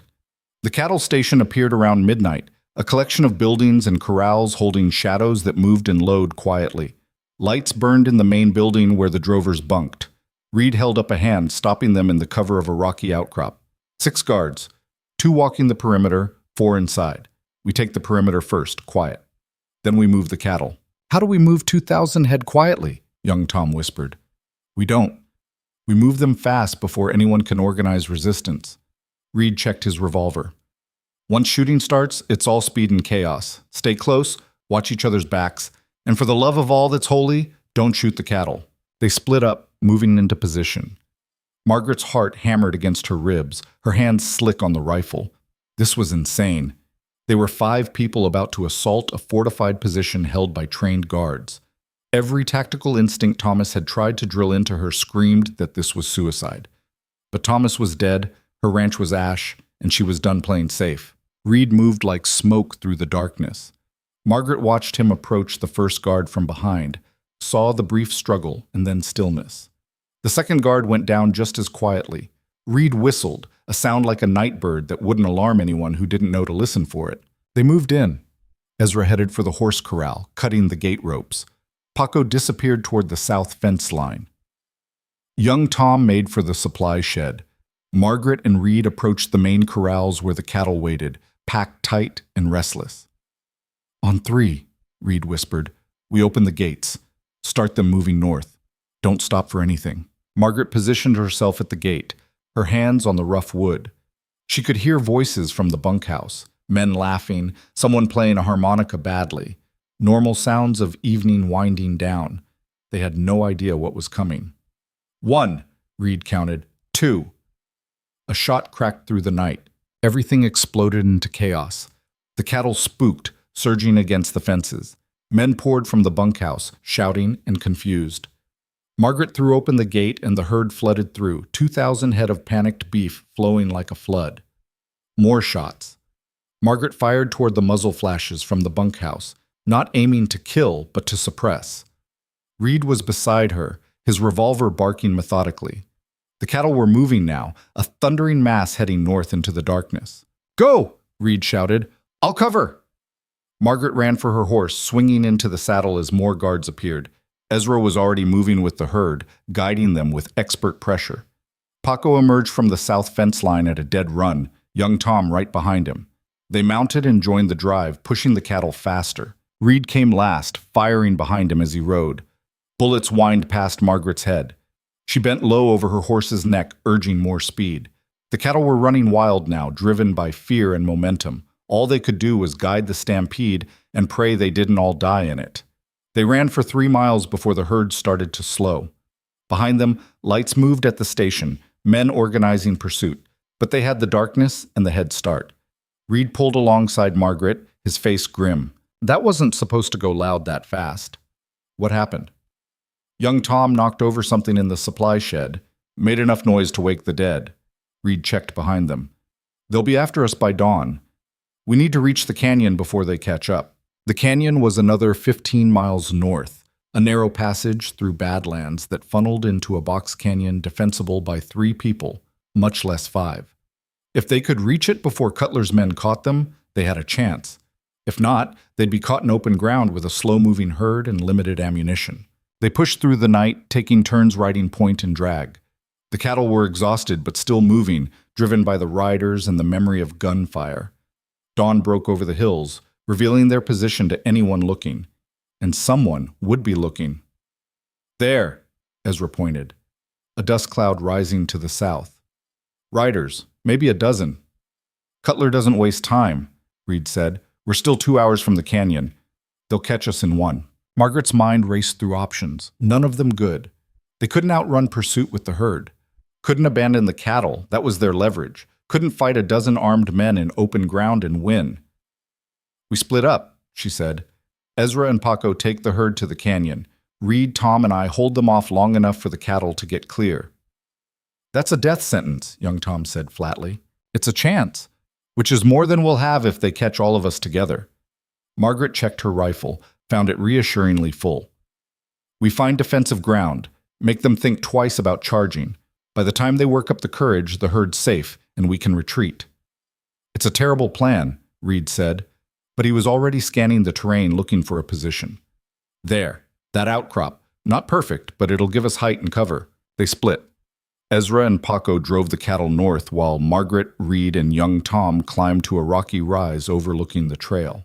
It wasn't much, a tumble of boulders that provided decent cover and a commanding view, but it would have to be enough. The riders appeared within minutes, 12 men, well-armed and moving fast. Margaret recognized some of them from the night Cutler burned her ranch. Her hands tightened on the rifle. "Wait for my signal," Reed said quietly. "Let them get close enough to make the shots count." The riders slowed as they spotted the outcrop, fanning out to present less of a target. Smart. These weren't ranch hands playing at violence. These were professional guns. Margaret's stomach clenched. "That's close enough," Reed called down. "Turn around and nobody dies today." One of the riders laughed. "You're surrounded and outnumbered, Reed. Send down Mrs. Hale and maybe we let you run." "Mrs. Reed," Margaret corrected, standing up enough to be seen. "And I'm not going anywhere with you." "Your choice. Mr. Cutler wants his cattle back and he wants you dead. Doesn't much matter to us which order that happens in." Margaret fired. The shot took the talker in the shoulder, knocking him from his horse. The other riders scattered, returning fire. Bullets spanged off rock, throwing stone chips into the air. Young Tom fired methodically, Reed with brutal efficiency. 3 more riders went down, but the remaining men found cover, started working their way up the slope. Margaret reloaded, fired again. Her bullet caught one man in the leg. He dropped, screaming. His companions kept coming. "We can't hold them," young Tom said, voice tight with fear. "Don't have to, just have to slow them down." Reed fired twice more. "How's your ammunition?" Margaret checked. "Half a box." "Make it count." The fight settled into a grinding exchange, the riders trying to advance, Margaret's group keeping them pinned. Minutes stretched into an hour. The sun climbed higher, turning the rocks into an oven. Margaret's arms ached, her head pounded where Cutler's men had hit her. But she kept firing, kept the attackers at bay. Then Reed swore. "Movement from the west. More riders." Margaret's heart sank. If Cutler had sent reinforcements, they were finished. She turned to look and froze. The riders approaching weren't Cutler's men. They wore badges, territorial marshal badges. And at their head rode Marshal Turner, the same man she'd filed complaints with in Ironwood Crossing. "Hold fire," Turner called. "Federal authority." The shooting stopped. Cutler's men looked confused, uncertain. Turner rode forward, his hand on his revolver but not drawn. "Jonas Reed, Margaret Reed, you're both wanted for questioning in connection with cattle theft and assault. Throw down your weapons and come peaceful." Margaret wanted to laugh at the absurdity. They'd stolen cattle from the man who'd tried to murder them, and now the law wanted to arrest them for it. But Reed just stood, hands visible. "We'll come," he said, "but on condition you also detain Cutler's men for arson and attempted murder." Turner's eyebrow raised. "That's a serious accusation." "It's a factual one. Raymond Cutler burned my ranch with me and my hands inside it. We barely escaped." Margaret stepped forward, showing the burn marks on her arms, the bandage on her head. "You want to arrest us for stealing his cattle? Fine. But you explain to a judge why the victim of attempted murder is the one in chains." Turner was quiet for a long moment. Then he gestured to his deputies. "Disarm everyone, both sides. We're taking this to town and sorting it out legal." Cutler's men protested, but badges trumped hired guns. They surrendered their weapons. Margaret did the same, handing over her rifle with reluctance. Reed gave up his revolver but kept his knife. Turner either didn't notice or chose not to care. They rode back to Ironwood Crossing in a strange procession, prisoners and accusers mixed together, supervised by federal authority. Margaret's exhaustion was bone deep now, but she kept her back straight and her expression defiant. Let the town see her arriving in custody. Let them whisper and judge. She was done caring what they thought. Turner took them straight to his office, separated the groups into different rooms. Margaret found herself alone with Reed in her hands, while Cutler's men were locked in the actual cells. She took that as a good sign. "What happens now?" young Tom asked. "Now we wait for Cutler to arrive and make demands," Reed said. He looked oddly relaxed for someone under arrest. "And we see if Turner's more interested in justice or political expediency." They didn't have to wait long. Within the hour, Raymond Cutler stormed into the marshal's office, his face red with fury and self-righteousness. "Marshal Turner, I demand these criminals be charged immediately. They stole my cattle, assaulted my men, and they claim you burned them out and tried to murder them." Turner cut him off. "So we've got competing accusations and a situation that's gotten way out of hand. The Reeds are known liars. Jonas Reed is a wanted criminal, for heaven's sake. You can't possibly believe." "I believe evidence," Turner said calmly, "which is why I've sent deputies to inspect both the Reed Ranch and your cattle station. They'll document damage, collect witness statements, and bring me facts instead of accusations." Cutler's expression shifted, calculating. "That's reasonable. I'm sure once you see the evidence, you'll understand that I'm the victim here." Margaret saw her opening. "Marshal, before your deputies reach any conclusions, you should know that I have documentation proving Mr. Cutler has been committing tax fraud for the past 3 years, falsifying records, hiding income, the whole operation." The room went silent. Cutler's face drained of color. "That's absurd. I've done no such thing." "Then you won't mind federal auditors going through your books." Margaret pulled the ledger sheets from inside her shirt. She'd kept them close even through the fight and arrest. "I'm willing to hand these over to the proper authorities. Unless, of course, we can reach an understanding." Turner took the papers, studied them with the careful attention of a man who recognized dynamite when he saw it. Where did you get these? Found them in Cornelius Benton's office. He must have kept copies for his own protection. Margaret met Cutler's eyes. Seems everyone in this territory has been playing dirty. Question is who the law decides to punish. This is blackmail, Cutler said. This is negotiation, Reed corrected. You want your cattle back, you want these ledgers to disappear, and you want to avoid federal prosecution. We want our land rights restored, compensation for damages, and a legal guarantee you'll never come near our property again. Seems like there's room for compromise.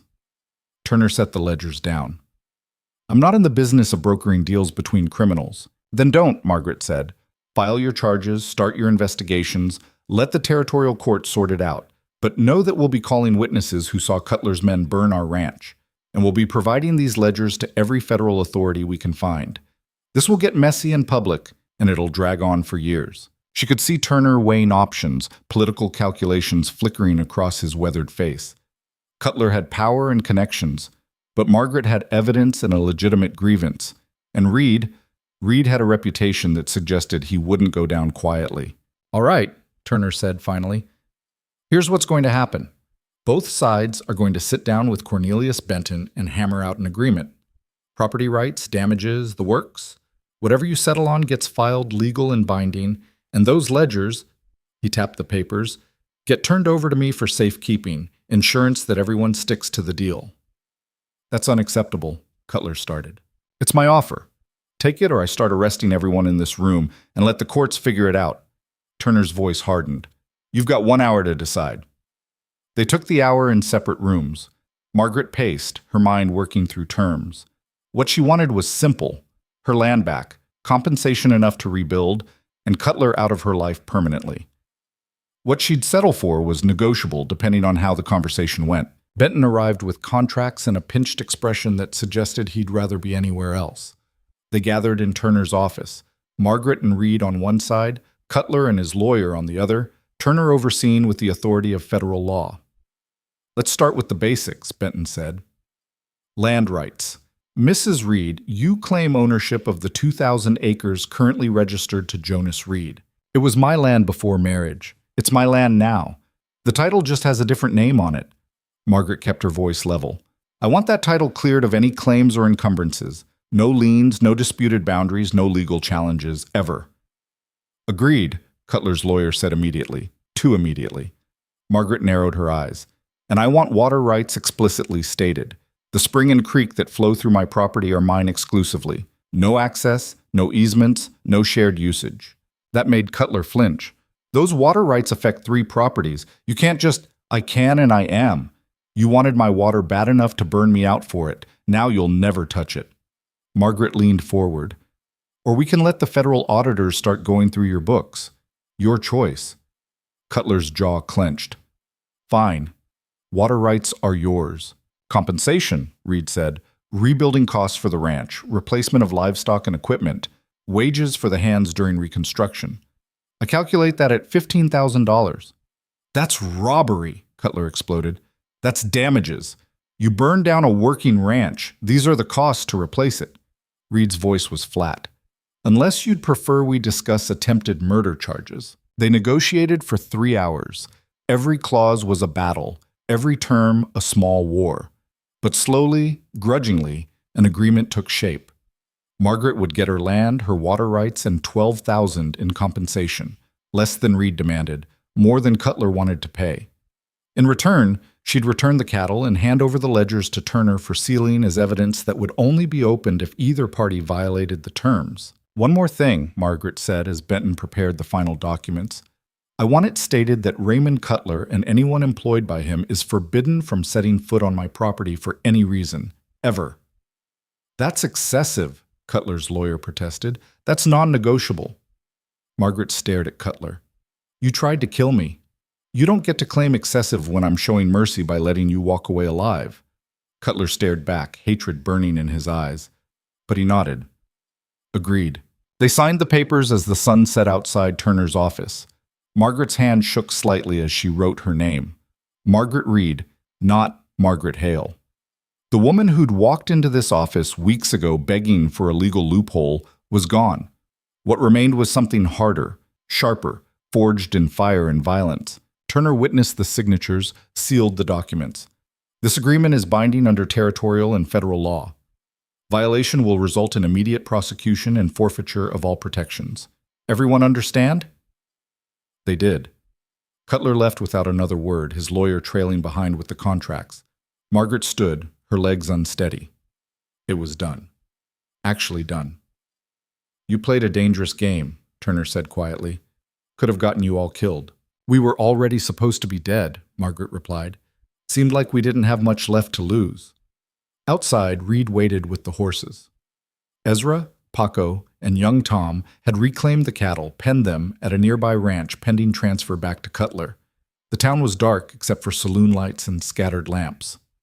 Margaret breathed the night air, tasting freedom and smoke in equal measure. It's over, she said. This part is. Reed swung into his saddle. Still got the matter of whatever's hunting me. That hasn't gone away. Margaret had almost forgotten in the chaos of the past days. Reed's past, the men he was waiting for, the violence that would eventually arrive looking for him. She looked at the man who'd become her husband by necessity and her partner by choice. Then we'll handle that when it comes, she said. Same way we handled everything else. Reed smiled, a real smile this time, not the bitter thing he usually wore.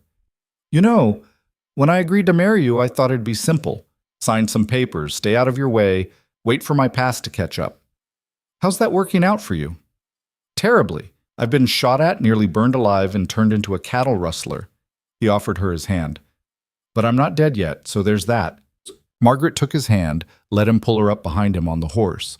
They rode out of Ironwood Crossing together, heading north toward land that was legally theirs, and a future that was anything but certain. Behind them, the town settled back into its normal rhythms, already spinning the story into legend. The woman who'd faced down Raymond Cutler. The outlaw who'd turned rancher. The burned ranch that would rise from ash. Margaret held on to Reed as they rode, feeling the solid reality of him beneath her hands. 3 months ago, she'd been a widow with no options and less hope. Now she had land, money, and something that might eventually become love if they both survived long enough to let it. The night stretched wide around them, full of possibility and threat in equal measure. And for the first time since Thomas died, Margaret felt like she might actually have a future worth fighting for. Rebuilding started the morning after they returned to what remained of the ranch. Margaret stood in the ash-covered yard, looking at the skeletal remains of the house she'd painted, the barn she'd helped raise, the bunkhouse where she'd nearly burned alive. The compensation money from Cutler wouldn't arrive for another week. Legal processes moved slow, even when backed by federal marshals, but she couldn't afford to wait. Winter was 6 weeks out, and they needed shelter before the first snow. We'll start with this barn, Reed said, appearing beside her with 2 shovels. Get the horses and equipment under cover first, then the bunkhouse for the men. House can wait. Margaret wanted to argue. The house was hers, her space, the place she'd built a life, even if that life had been hard. But Reed was right. Practical needs came before personal ones. That was frontier logic, and she'd learned to live by it. They worked through that first day in near silence, clearing debris and salvaging anything that could be reused. The hands arrived by noon. Ezra had sent word they were alive and rebuilding, and by some miracle all 3 men returned. They brought tools borrowed from neighboring ranches, lumber purchased on credit from the mill in town, and the kind of stubborn determination that made Margaret's throat tight. Heard you took on Cutler and lived, Paco said by way of greeting. Figured we should see how that turned out. By the end of the first week, they had the barn framed and the bunkhouse walls up. Margaret's hands blistered, healed, and blistered again. She fell into bed each night so exhausted she couldn't think, which was a mercy. Thinking meant remembering the fear, the fire, the moment she'd been certain they would all die. Better to work until her body demanded rest, and her mind had no choice but to follow. Reed worked alongside them, but Margaret noticed he took the night watches alone. He'd sit on the half-built barn roof with his rifle, scanning the darkness like he could see threats forming in the shadows, waiting for whatever was hunting him to finally arrive. It came on a Tuesday morning, 3 weeks into reconstruction. Margaret was measuring lumber when she heard Reed's voice, quiet and sharp. Company, 4 riders, coming from the south. She looked up. The riders were still distant, but their purposeful approach said they weren't lost travelers or neighboring ranchers. Margaret set down the lumber, picked up her rifle. The hands did the same, taking positions behind the partial walls of the new barn. The riders stopped 50 yards out. 3 men and a woman, all armed, all wearing the kind of hard expressions that came from lives lived on the wrong side of the law. The woman rode at the front, maybe 40, with gray threading through her dark hair and eyes like broken glass. "Jonas Reed," she called. "Been a long time." Reed stepped into the open, his hands visible but ready. "Sarah Colton, thought you were dead." "Thought the same about you." Sarah dismounted, her companions staying on their horses.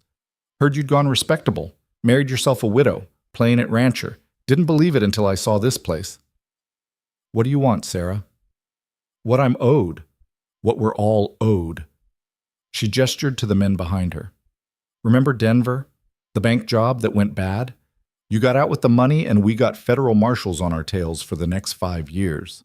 That job went bad because someone tipped the law. Wasn't me." "So you say. But you're the one who walked away clean while the rest of us scattered and spent years looking over our shoulders." Sarah's hand drifted toward her gun. "You owe us, Reed, for the money you took, for the years we lost, for the friends who died because you ran instead of standing with the gang." Margaret stepped forward before she could stop herself. "He doesn't owe you anything. Whatever happened before he came here is done." Sarah's attention swung to her, assessing and dismissive in the same glance. "You must be the wife. Margaret Hale. Heard about you too, the widow who took on Raymond Cutler and somehow lived to tell about it. That takes spine. It's Margaret Reed and you're on my property threatening my husband. So whatever business you think you have with him, you'll settle it with me first." Sarah laughed, short and bitter. "Your husband. That's rich.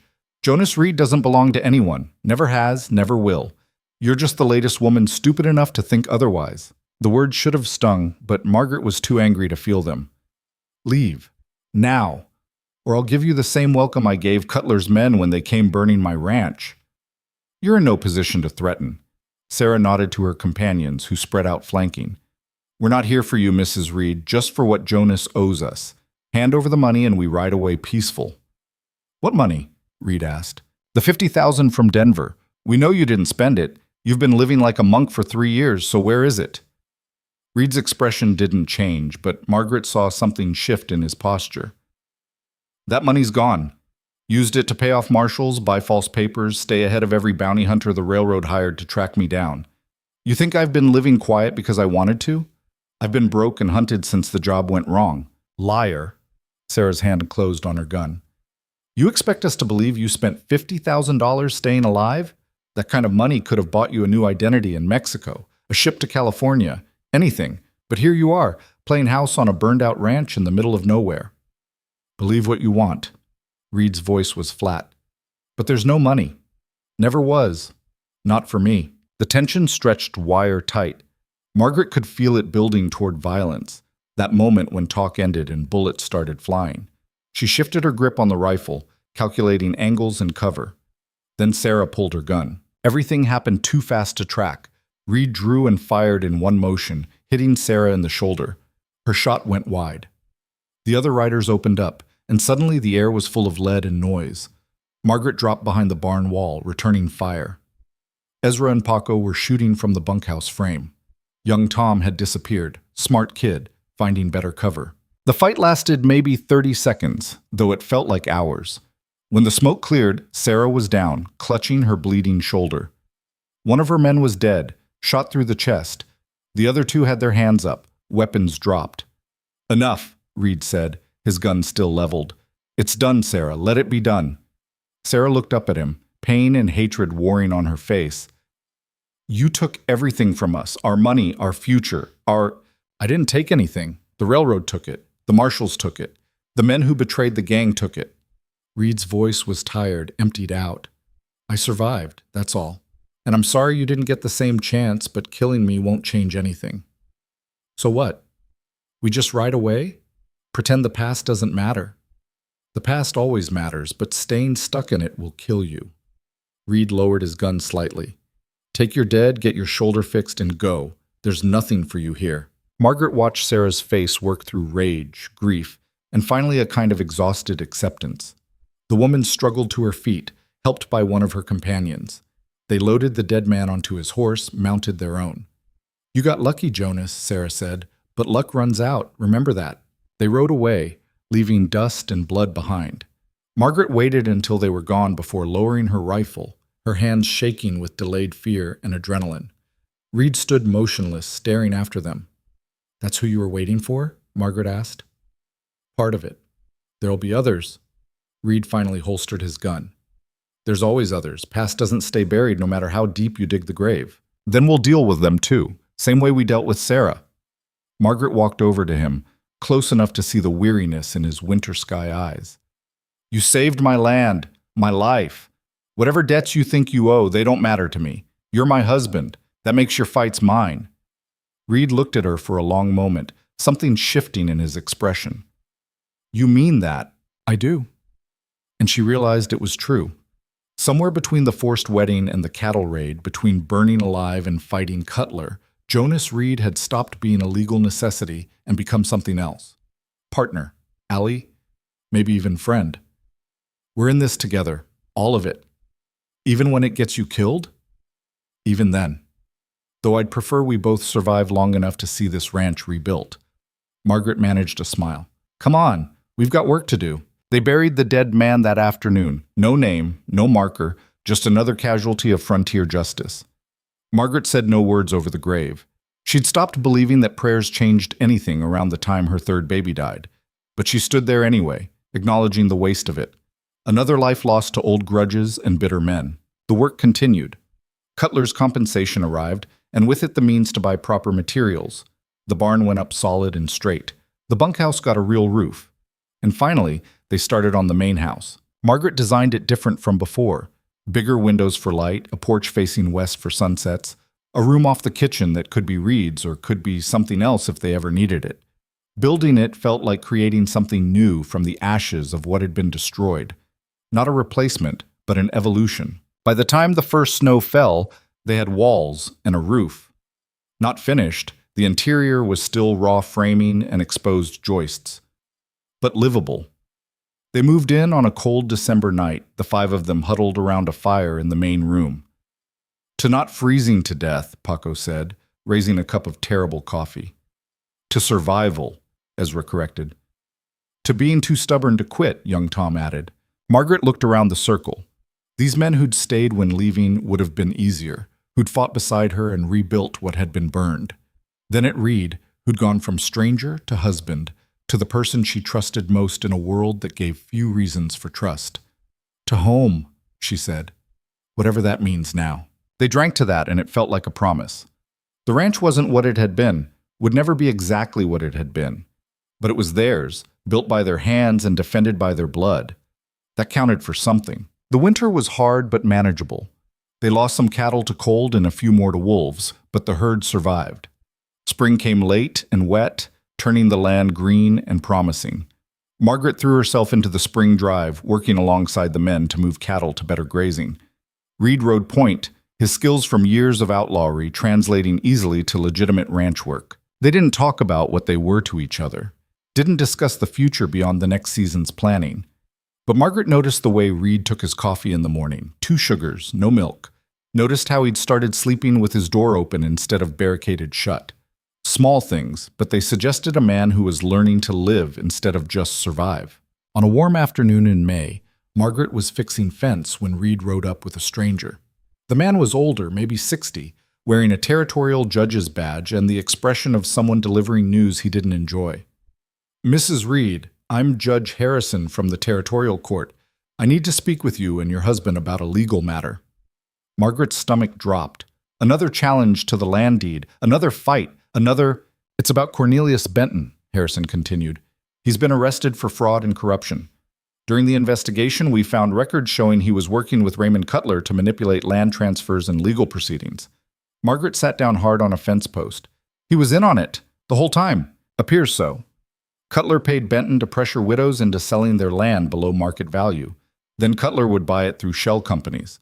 When that didn't work, like in your case, they'd escalate to intimidation and violence." Harrison pulled out a document. "We found evidence of at least 12 similar schemes over the past 5 years." "What happens now?" Reed asked. "Benton will stand trial. Cutler's already been charged with conspiracy and fraud, Those ledgers you provided were the key evidence. He's fighting it with expensive lawyers, but the federal prosecutors are confident. Harrison handed the document to Margaret. This is a court order clearing your land title of any and all encumbrances. Everything Benton filed on Cutler's behalf is void. You own this ranch free and clear, no legal challenges, no outstanding claims. Margaret took the paper with numb hands. Free and clear. After everything, Thomas's death, the forced marriage, the burning, the cattle raid, the gunfights, she finally owned her land with no one able to take it away. There's one more thing, Harrison said. The territorial governor wants to offer compensation to the victims of Cutler's schemes. You'd be eligible for additional funds to cover damages and lost income. How much? Margaret asked. $20,000. The number was so large it didn't feel real. That was generational money. Money to expand the herd, buy more land, build not just a ranch, but a legacy. Margaret looked at Reed, saw her own shock reflected in his face. We'll take it, Reed said. Harrison nodded. I'll have the papers drawn up. And Mrs. Reed, what you did standing up to Cutler, it made a difference. Other people in similar situations have come forward now that they know the law will listen. You changed things. After Harrison left, Margaret sat on the fence and stared at the paper in her hands. Free and clear. The words felt like a fantasy, too good to be real after months of fighting for every inch of ground. You all right? Reed asked. I don't know. I think so. Margaret looked up at him. We won. Actually won. Cutler's facing charges, Benton's arrested, and we've got enough money to build this place into something real. We? The question hung between them. Margaret realized what she'd said. We, not I. Including Reed in a future that had started as a temporary legal fiction. You planning to leave? She asked. Now that the fighting's done and your past has caught up? Reed was quiet for a long moment. I thought about it. Sarah wasn't the only one looking for me. There'll be more. Bounty hunters, old gang members, people with grudges. Staying here puts you in their line of fire. I've been in the line of fire since Thomas died. At least with you, I know what I'm fighting for. Margaret stood, facing him directly. I'm not asking you to stay out of obligation. The papers are signed, the land secured. You've done what I hired you for. But if you want to stay for other reasons, she hesitated, then pushed forward, I wouldn't be opposed. Other reasons. We work well together, fight well together. Margaret searched for words that wouldn't sound desperate or weak. And I trust you. That's not something I give easily. Reed's scarred face was unreadable. Then he smiled, a real smile, the kind she'd seen maybe 3 times in all the months since their wedding. I was hoping you'd say something like that, because I'm not good at asking for things, but I was trying to figure out how to ask if I could stay. You were? Turns out this ranch, this life, it's the first thing I've given a damn about in 10 years. Reed took her hand, his grip calloused and sure. I'm not good at being a husband, don't know how to be a partner without watching my back. But I want to learn. If you're willing to teach me. Margaret felt something in her chest crack open. Not breaking, but unfurling. This man who'd married her for room and board, who'd fought beside her and rebuilt with her, and become essential without either of them meaning for it to happen. I'm not good at being a wife either, she said. I'm stubborn and angry, and I've forgotten how to compromise. But maybe we can figure it out together. Together sounds good. They stood there in the spring sunshine, hands clasped, looking at the ranch spread around them. Not perfect. Would never be perfect. The house was half finished.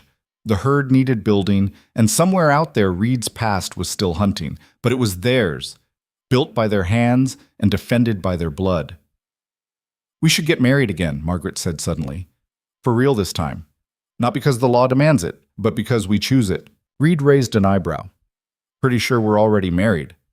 That was legal necessity. I'm talking about choice. Margaret squeezed his hand. I want to stand up in front of witnesses and promise to build a life with you, not because I have to, but because I want to. You sure about this? I'm still wanted in 3 states, still have people hunting me, still the man who stood beside me when I had nothing, who fought for me when it would have been easier to walk away, who's rebuilding this ranch like it matters. Margaret pulled him closer. I'm sure. They were married again on a June morning, standing in the half-finished main room of the house they'd built together. Marshal Turner officiated. He'd become an unlikely ally after the Cutler affair, one of the few lawmen who seemed to care about justice over politics. Ezra, Paco, and young Tom stood witness, along with 3 neighboring ranchers who'd helped with lumber and advice during the rebuilding. This time, when Margaret said "I do," she meant it. Not as a legal formality or survival strategy, but as a genuine promise to the scarred, dangerous man beside her. Reed's voice was steady when he made his own vows, his hand warm in hers. "I now pronounce you married. Again," Turner said with something approaching humor. "Try to keep it legal this time." The celebration was simple: good food, cheap whiskey, and the kind of laughter that came from people who'd survived hell together. Margaret danced with Reed in the unfinished kitchen, his arms around her waist and her head on his shoulder, and felt something she'd forgotten how to feel. Happiness. Actual, uncomplicated happiness. The summer was prosperous. The herd grew, the ranch took shape, and the money from the territorial governor allowed them to expand beyond survival into actual profit. Margaret hired 2 more hands, bought breeding stock, and started planning for a future that stretched beyond the next winter. Reed's past showed up twice more, once in the form of a bounty hunter who left peacefully when Reed paid him more than the warrant was worth, once as federal marshals with old charges that got dismissed when Turner testified about Reed's cooperation and rehabilitation. The ghosts were fading, if not gone entirely. On a cool September evening, Margaret stood on the porch of the finished house and watched the sun set over land that was legally, morally, and absolutely hers. Reed came out to join her, 2 cups of coffee in hand. "Thinking about something?" he asked. "Everything, nothing." Margaret took the coffee. "Thinking about where I was a year ago, widow with no options, about to lose everything. And where I am now. Married to a reformed outlaw on a ranch you had to fight tooth and nail to keep. Married to my partner on land we built together." Margaret leaned against him.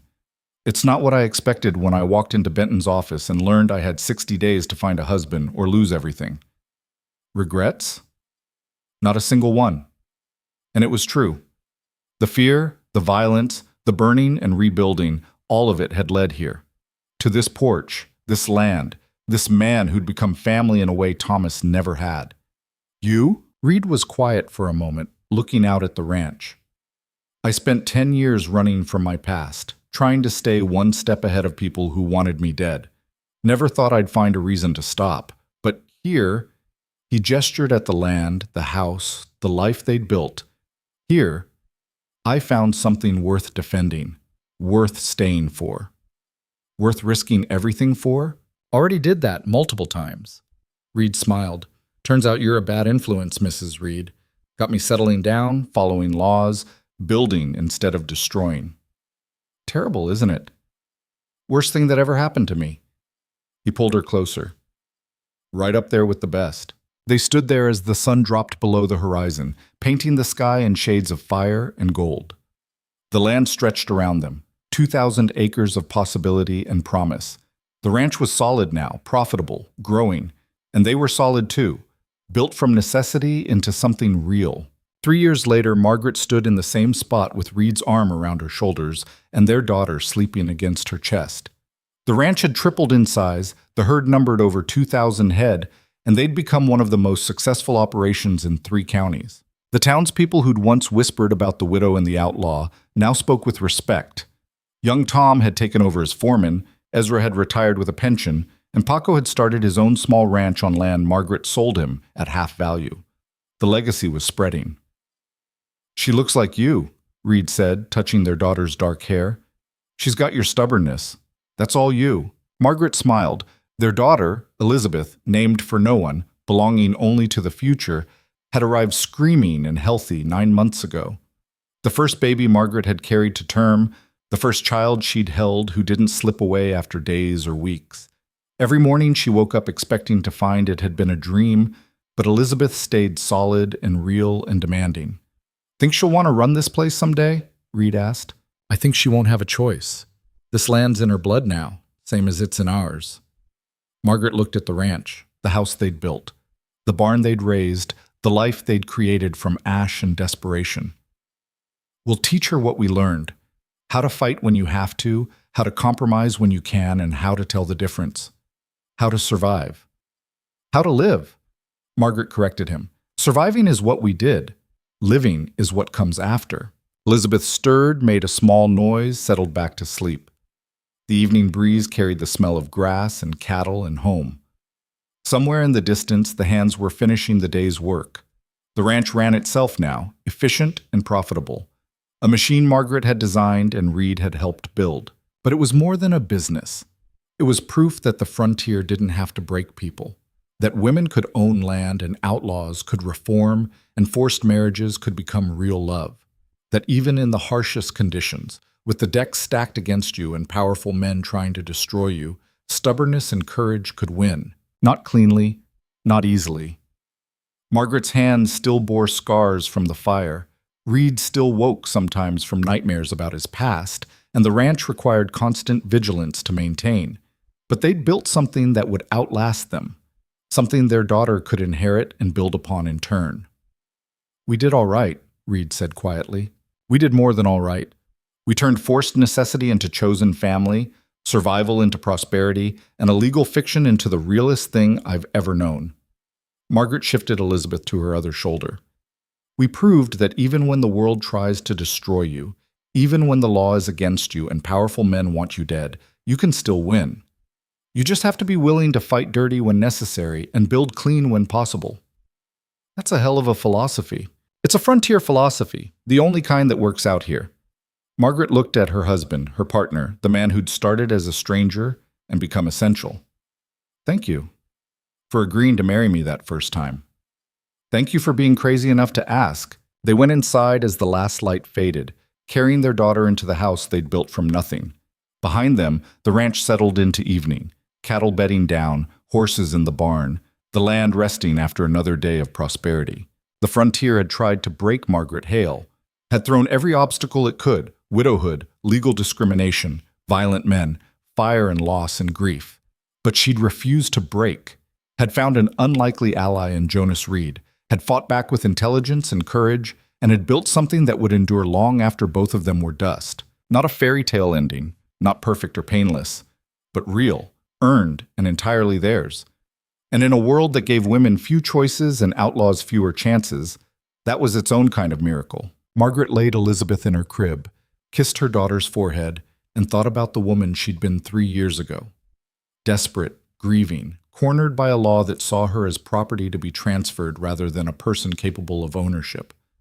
That woman would hardly recognize what she'd become: ranch owner, cattle baron, wife by choice rather than necessity, mother to a daughter who would inherit a legacy built on stubbornness and fire. She'd learned that survival wasn't enough, that sometimes you had to risk everything to gain anything, that the rules were written by people who'd never faced your circumstances, and breaking them was sometimes the only moral choice, that unlikely partnerships could become unbreakable bonds if you were willing to fight for them. And she'd learned that love, real love, not the romanticized version people talked about but never seemed to find, was built in trenches and fires and late nights planning strategy.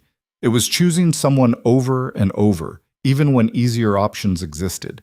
It was trusting someone with your life and having them prove worthy of that trust. Reed came up behind her, wrapped his arms around her waist. "What are you thinking? That I'd do it all again. Every terrible choice, every fight, every moment I thought we were going to die." Margaret leaned back against him. "Because it led here. To this. No regrets about the easy path?" "There was no easy path, just different kinds of hard." Margaret turned in his arms. "I could have sold to Cutler, taken his money, gone back east, and lived quiet. That would have been hard in its own way, dying slowly instead of fighting to live. This way, our way, at least I got to choose my battles." "And what battles are left?" Margaret smiled.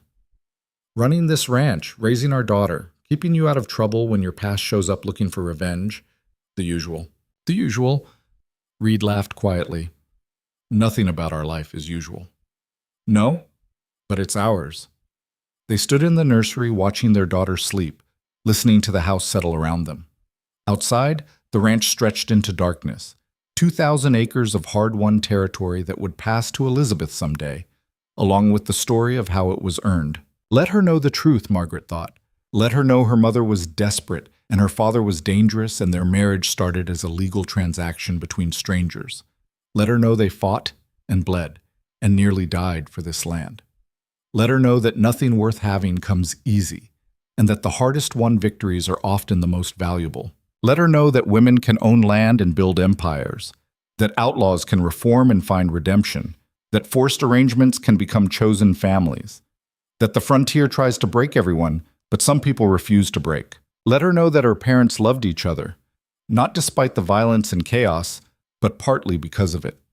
That shared struggle created bonds stronger than romance or convenience ever could, that they looked at each other and saw partners who'd proven their worth in fire and blood. And let her know that when the world corners you, when powerful men try to take what's yours, when the law itself is your enemy, you fight back.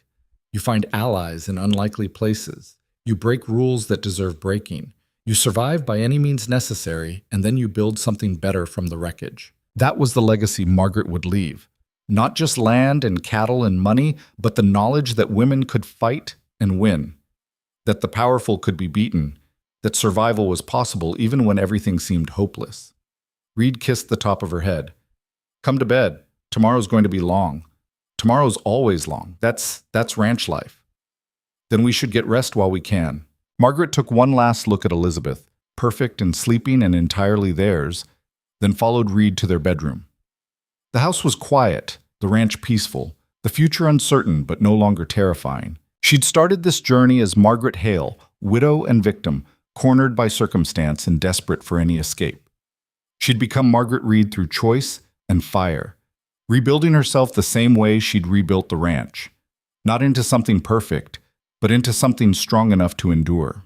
And that, she thought as she fell asleep in her husband's arms, was all anyone could ask for. Not perfection or ease, but the strength to survive and the stubbornness to thrive. The frontier had tried to break her, and she'd broken it right back. Let that be the lesson. Let that be the legacy. Let that be enough.